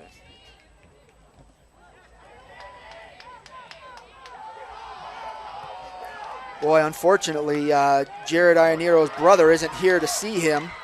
Here's a breakaway for Schroegi. It's a real good chance for Beachwood, but it goes out of bounds. Sam Coso again. Yeah. And that's what the same players throughout the game. We've been talking about the same guys just playing at such a high level. Sam Coso is one of them on defense. Again, he's not going to show up in that box score with 2 or 3 goals, but he's saving 2 or 3 goals, and he's done a yeoman's job there. Here's Iannero. It's unfortunate that, as I was mentioning earlier, Jordan Iannero, Jared's older brother, outstanding player for Kirtland, has had a hand in winning some of these district games to get the Hornets to the district finals, never advanced. Unfortunately, Cleveland State plays Oakland today at home at 7 p.m., so I'm sure Jordan is already preparing for that game, and he's not here to see what his brother's doing on the field today, but I know he'd be proud. Yep. Maybe he's listening to the broadcast. Hopefully. If not, I'm sure he'll hear about it in terms of the game his brother has had. Yeah, congratulations again to Independence for winning their first district title in school history. Hey, Mariah Duncan, thanks for watching, and I'm glad we can bring this live broadcast to you. Tip your servers. That was a good joke. That was good.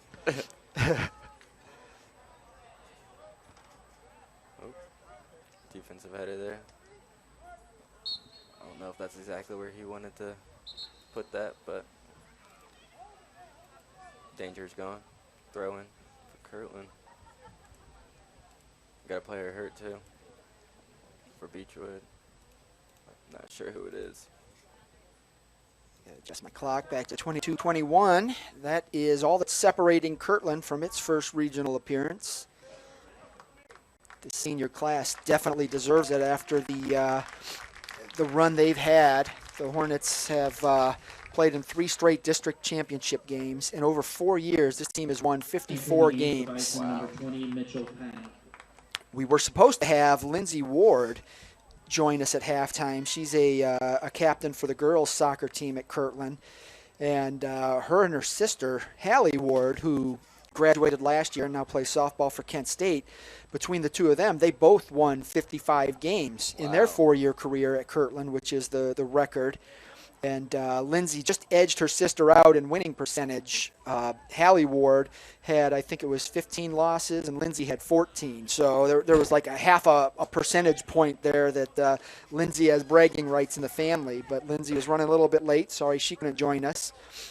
I could probably tell you what she was going to say. She was going to say, "Oh, Mr. Harry, you're awesome. You're really good at what you do." I think that's pretty much sums up what we were going to hear from Lindsay. I think you're right. That's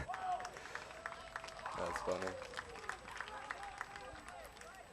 You'll definitely see, Kirtland trying to waste time and waste the clock. See the goalie there holding on to the ball a little bit longer than usual. Boy, what a sequence of events here for Kirtland. You're in a nail biter, 1-0, and then just 3 set pieces, 3 goals, and now you've got a comfortable 4-0 lead, and time is dwindling down on the Beachwood Bison. Yeah. 21 minutes. And you can see Beachwood just hasn't really recovered from that onslaught that came early in the second half. Uh-oh.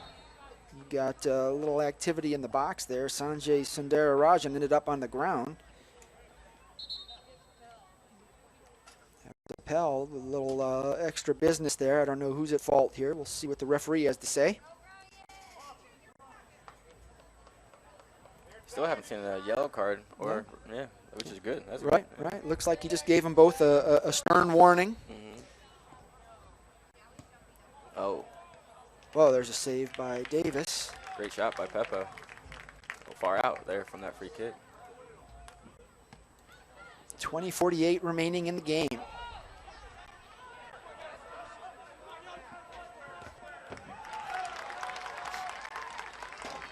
Good defense at Kirtland again.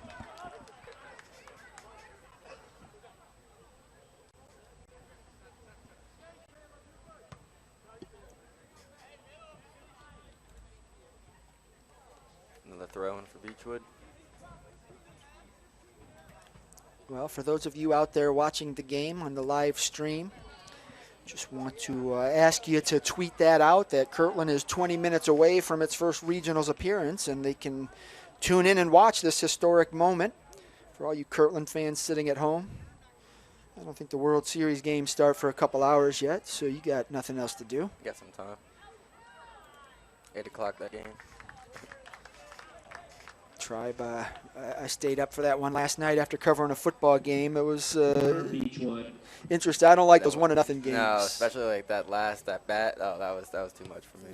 Yeah, there's a shot on frame. Glad he struck out though. Roth, it wasn't his best effort, but you got to start somewhere. It's a shot. It's a save for Janke, who's got 4 now, by my count. Just got to try to build off of that if you're Beachwood. Try to get something going here.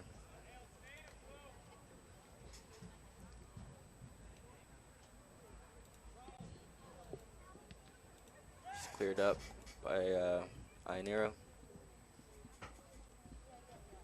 And you'll probably start seeing that, just the Kirtland players getting the ball out. No need to hang on to it.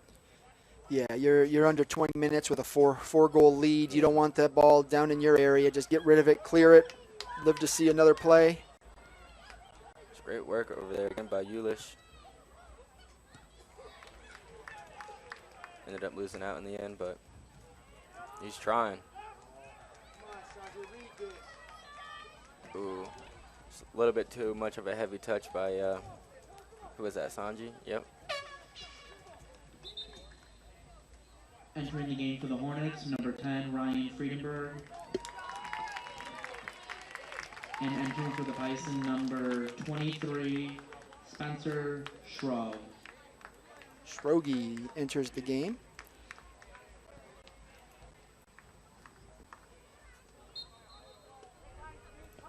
Goal kick.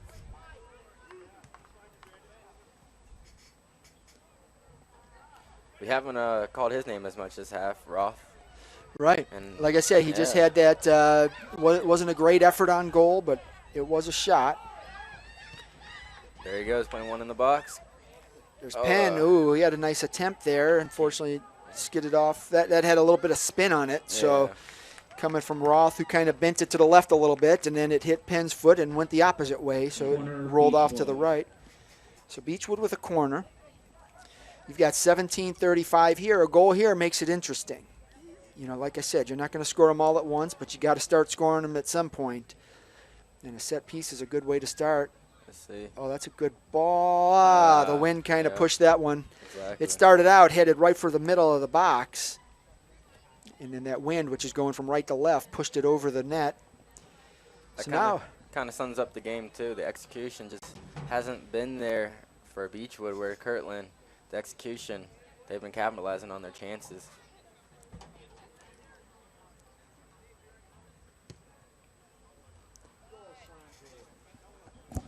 Good winner.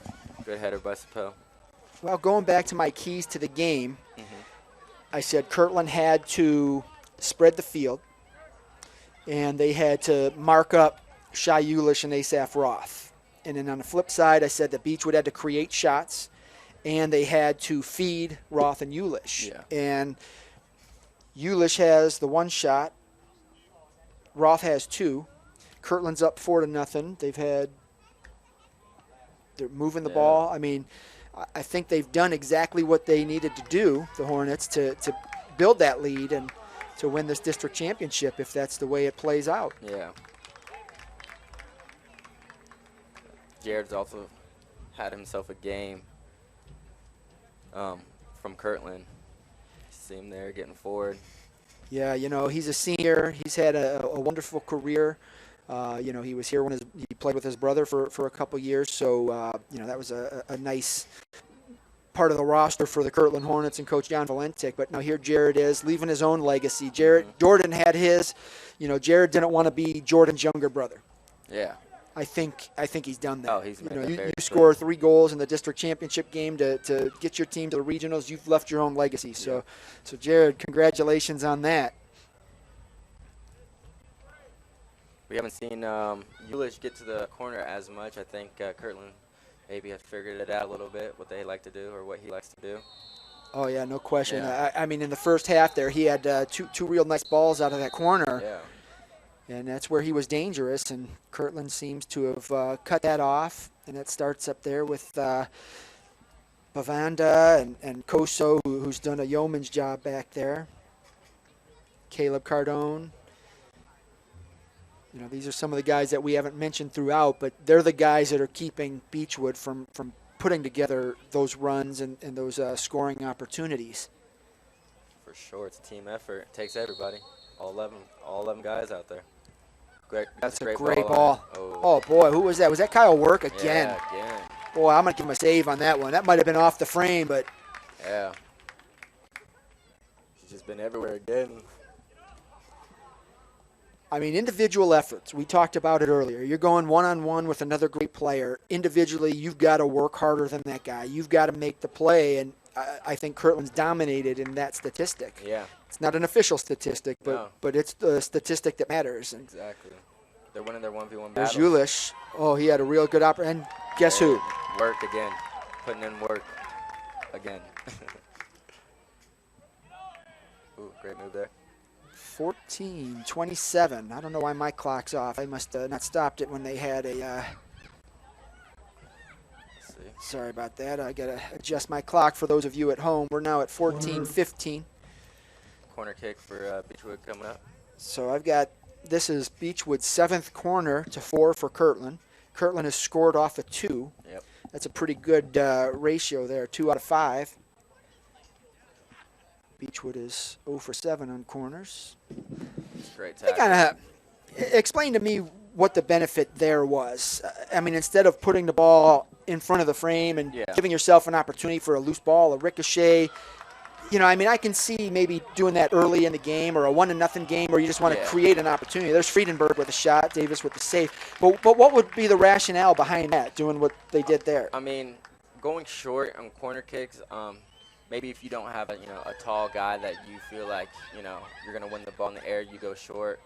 But at the same time, I just don't agree with that play. At this moment, you're down 4-0. Could put the ball in the box and give your team a chance to score. That's what I was. Yeah. Like I said, 1-0. You want to create an opportunity. That's great, but you're down 4-0. I mean, that's kind of like in a baseball game. If you're up 1-0, yeah, you don't steal second base. Exactly. If you're down 4-0, you got bases loaded. You go for the grand slam. And I think you need to create opportunities. And I think also maybe because that last corner kick or maybe the service hasn't been what maybe the coach has wanted. Maybe he's telling them to go short.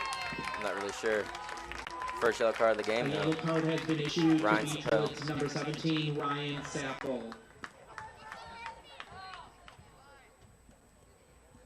So 13:01 left in the game. Honestly, I'm not going to be surprised here if we see a shot again. Yeah. Ionero lined up at the 21. This is a 38-yard field goal for Kirtland's kicker. And in soccer, it's a 31-yard shot. Yeah. But Ionero's got the leg, and we saw earlier he's got the ability to turn the ball. Here he goes again. Oh, what a save by Davis. Another diving stop. That was a heck of a shot. Another rip. Almost got his fourth of the game. That was a heck of a shot. Kirtland. I mean, how difficult is that? You got a wall of guys in front of you. That's very difficult, especially from that far out. You got to, have enough power to get the ball there and to get it past the goalie. Accurate enough to not hit anybody in the wall, but there's 5 guys in the wall. So it takes someone of real quality, and that's why, usually teams have 1 or 2 guys that can do these types of things because it's very hard to do. Here's Peppo with another nice ball into the corner. And there was Kyle Work. Again, when you've got a guy Kyle Work's height, that's such an advantage on a corner kick because he can get up there and put his head on the ball. And watch him. He lines up there. Towers over everybody. He's kind of stalking his prey over there, and then he just waits for the ball. And there's the head. There he is. And Davis with the save. And you see Kirtland, they'll never go short because they have a guy like Kyle Work, and at that size, there's no need. There's Koso. Oh, what a deep and Ulish with a push. Now that's the kind of push that should get called. Yeah. That wasn't, you're not working for the Exactly. ball. That But was just a two-handed push in the back. yeah, and he's too good of a player to make those kind of mistakes. But Danny Janke there, he played that ball. Koso with a nice job just to get that ball to Janke. Friedenberg and Stavsky. Look, and the effort's still there. Kirtland's up 4-0, and you got Ryan Friedenberg battling for a ball on the offensive end. And you're seeing this from all their players all over the field. Oh, there's Ulish with his first breakaway, and it's Ulish and Janke. Great save. And you can tell by the reaction to Ulish that was not the shot he wanted. I think he rushed it a little bit. He did. I don't know if he needed another touch on it, but I think just another half second to let Janke commit one way or the other. And I think that Ulish just kind of rushed it and put his foot on it before he was ready. I see what he was trying to do. He was trying to go with the outside of his right foot to that far corner. Right.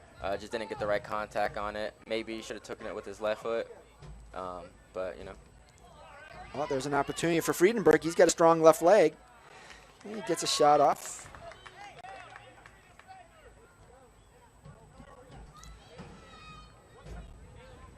You kind of see, too, after that play, like, not to say Beachwood has given up, but it just seems like they know that it's going to take a lot for them to come back into this game. That it is.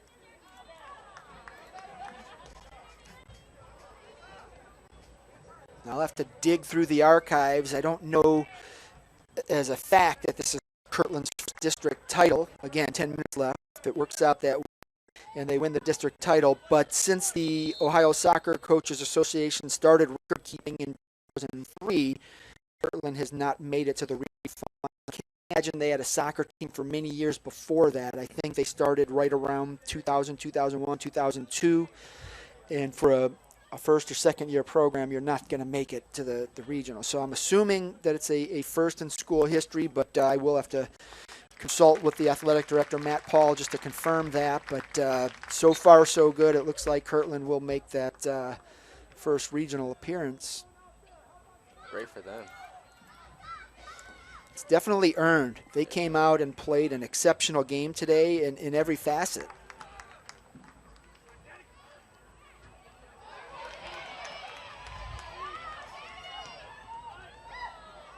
back by Beachwood.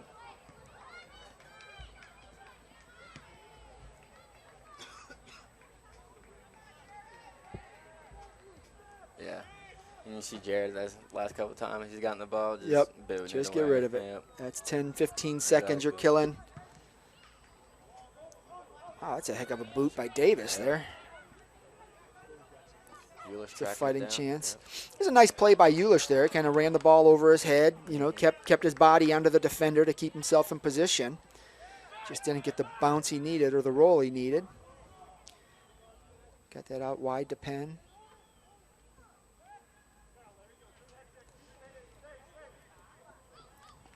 And just sound defense from Kirtland. Yeah, they're not forcing anything. Entering the game for the Hornets, number 23, Bartol Petrick.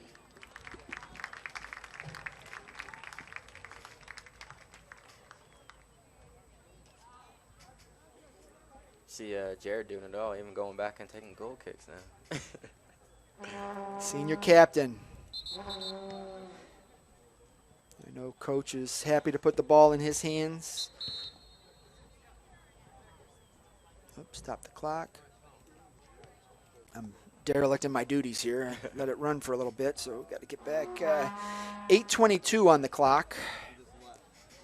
8 minutes and 22 seconds left in this Division III district championship game.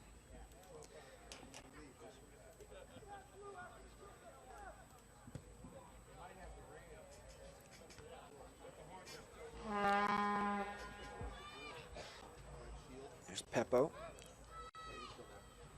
Friedenberg back to Peppo. That's a nice ball. Great 1-2 there.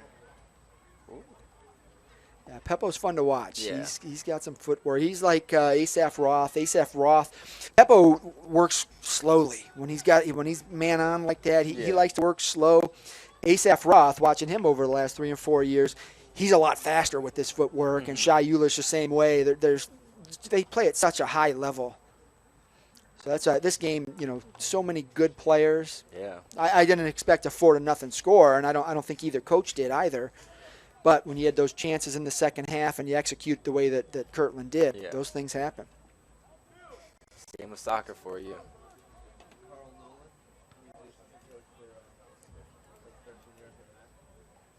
I definitely don't feel like the scoreline has done justice in terms of, I don't think it's been a 4-0 game. It's just, I think Kirtland has just taken their opportunities where Beachwood has not. Exactly.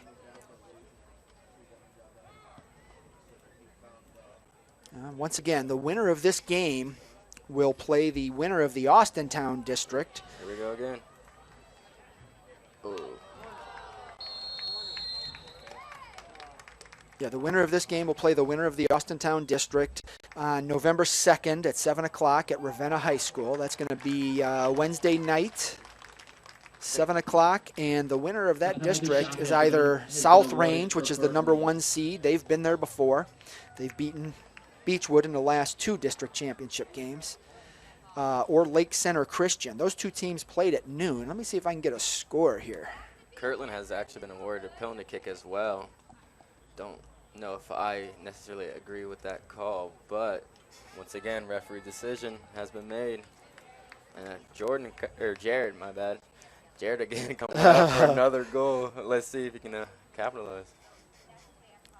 So Jared Ianiero versus Griffin Davis, 1-on-1. Ianiero already has bested Davis 3 times, although it's not fair to Davis to say that.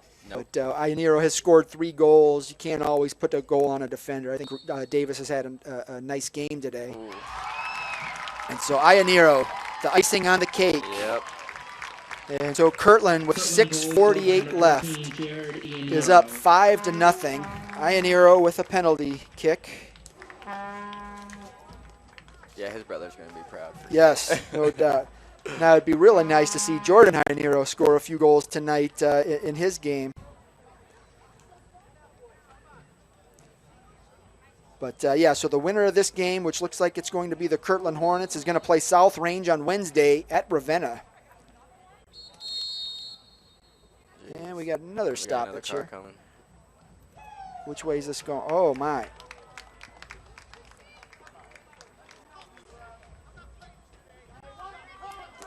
ref has given the goalie a A yellow yellow card card has for been dissent. issued to Wow. Beachwood's number 1, Griffin Davis. That's interesting. Yep, very interesting. You don't see that often. Yeah, and the ref was like at half field, so he must have said something pretty loud.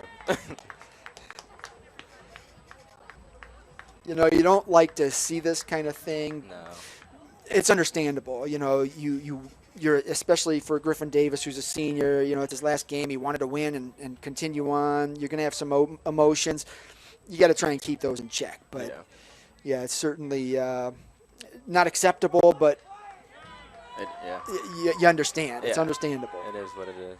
A lot of emotions in this game. Yes. No one likes getting beat 5-0 too. No. As a soccer player, I'm just going to put that out there.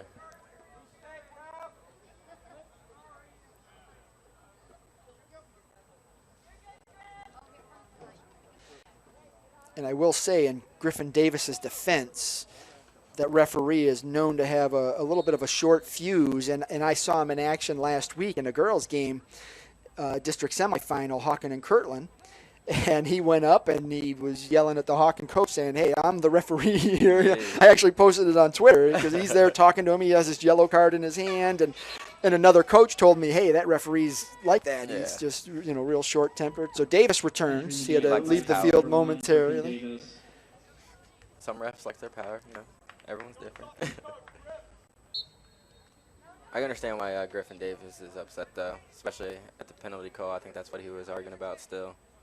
But you got to get on with the game.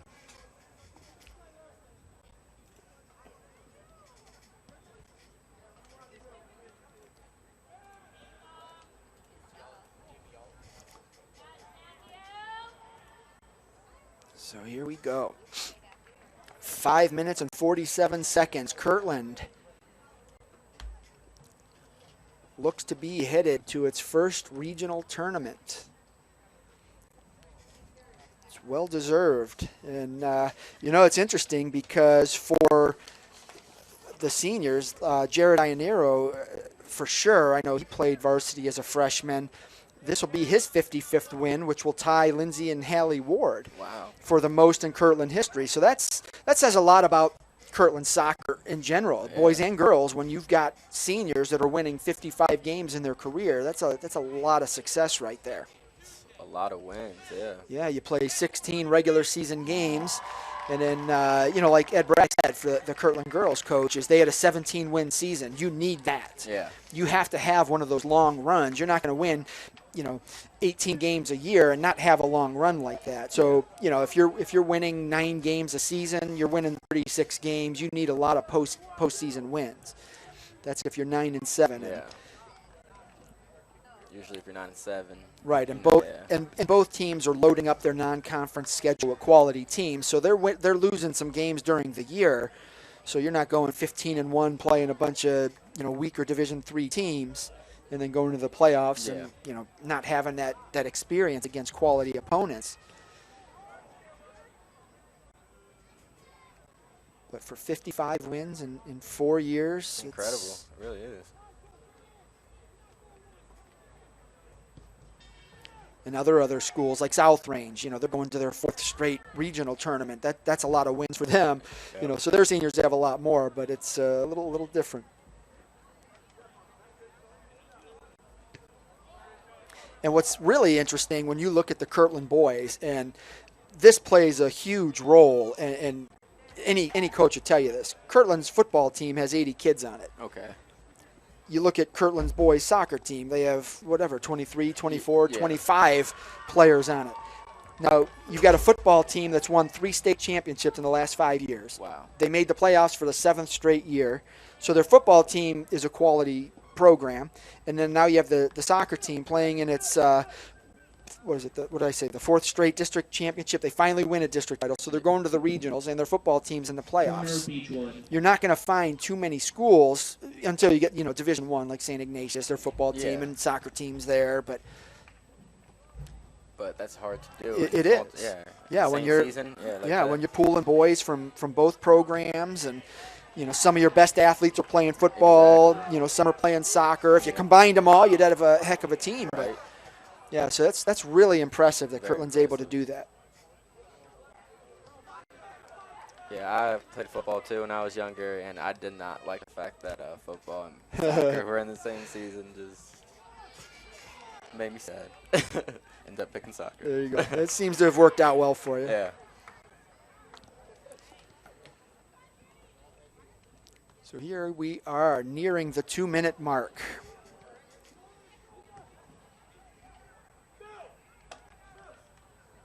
Kirtland still working hard on the defensive end. Bartul Petrick there fighting off the ball. Seems like Kirtland is really keen to keep this shutout. Yeah, I think that's an exclamation point. You know, all these years that Beachwood has kind of held the advantage in the postseason, and you know they lost in the regular season this year. And like I said, Coach Valentic thought they could have won that game. They had some opportunities they missed. Now they didn't miss today. Yeah, not at all.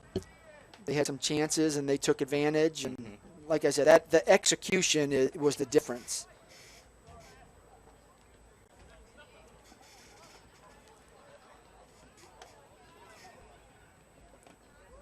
Oop. Looks like no. Offside, yeah. Thought they were actually about to get another chance there. Offside, Kirtland.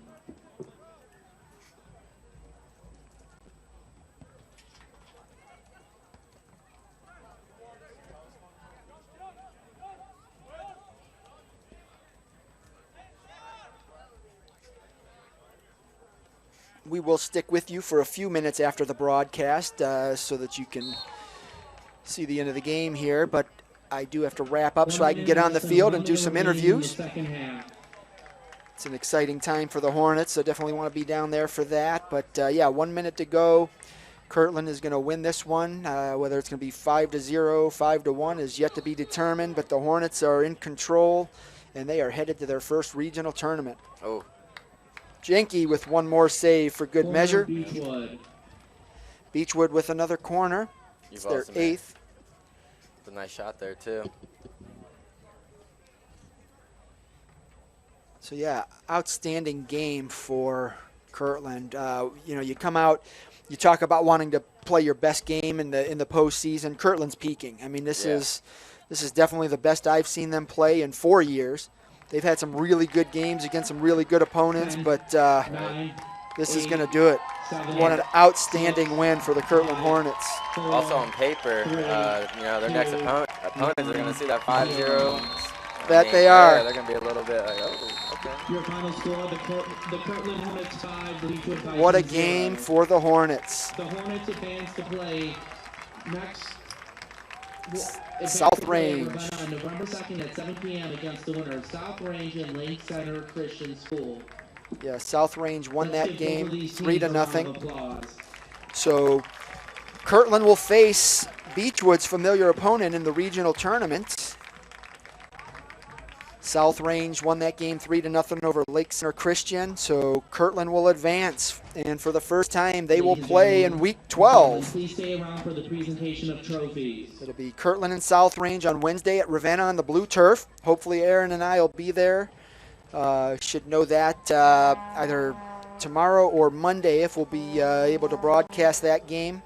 Look, and hopefully bring that action to you. I also have to look at the other regional, which would be, well, it's the same region, but it'll be a different day.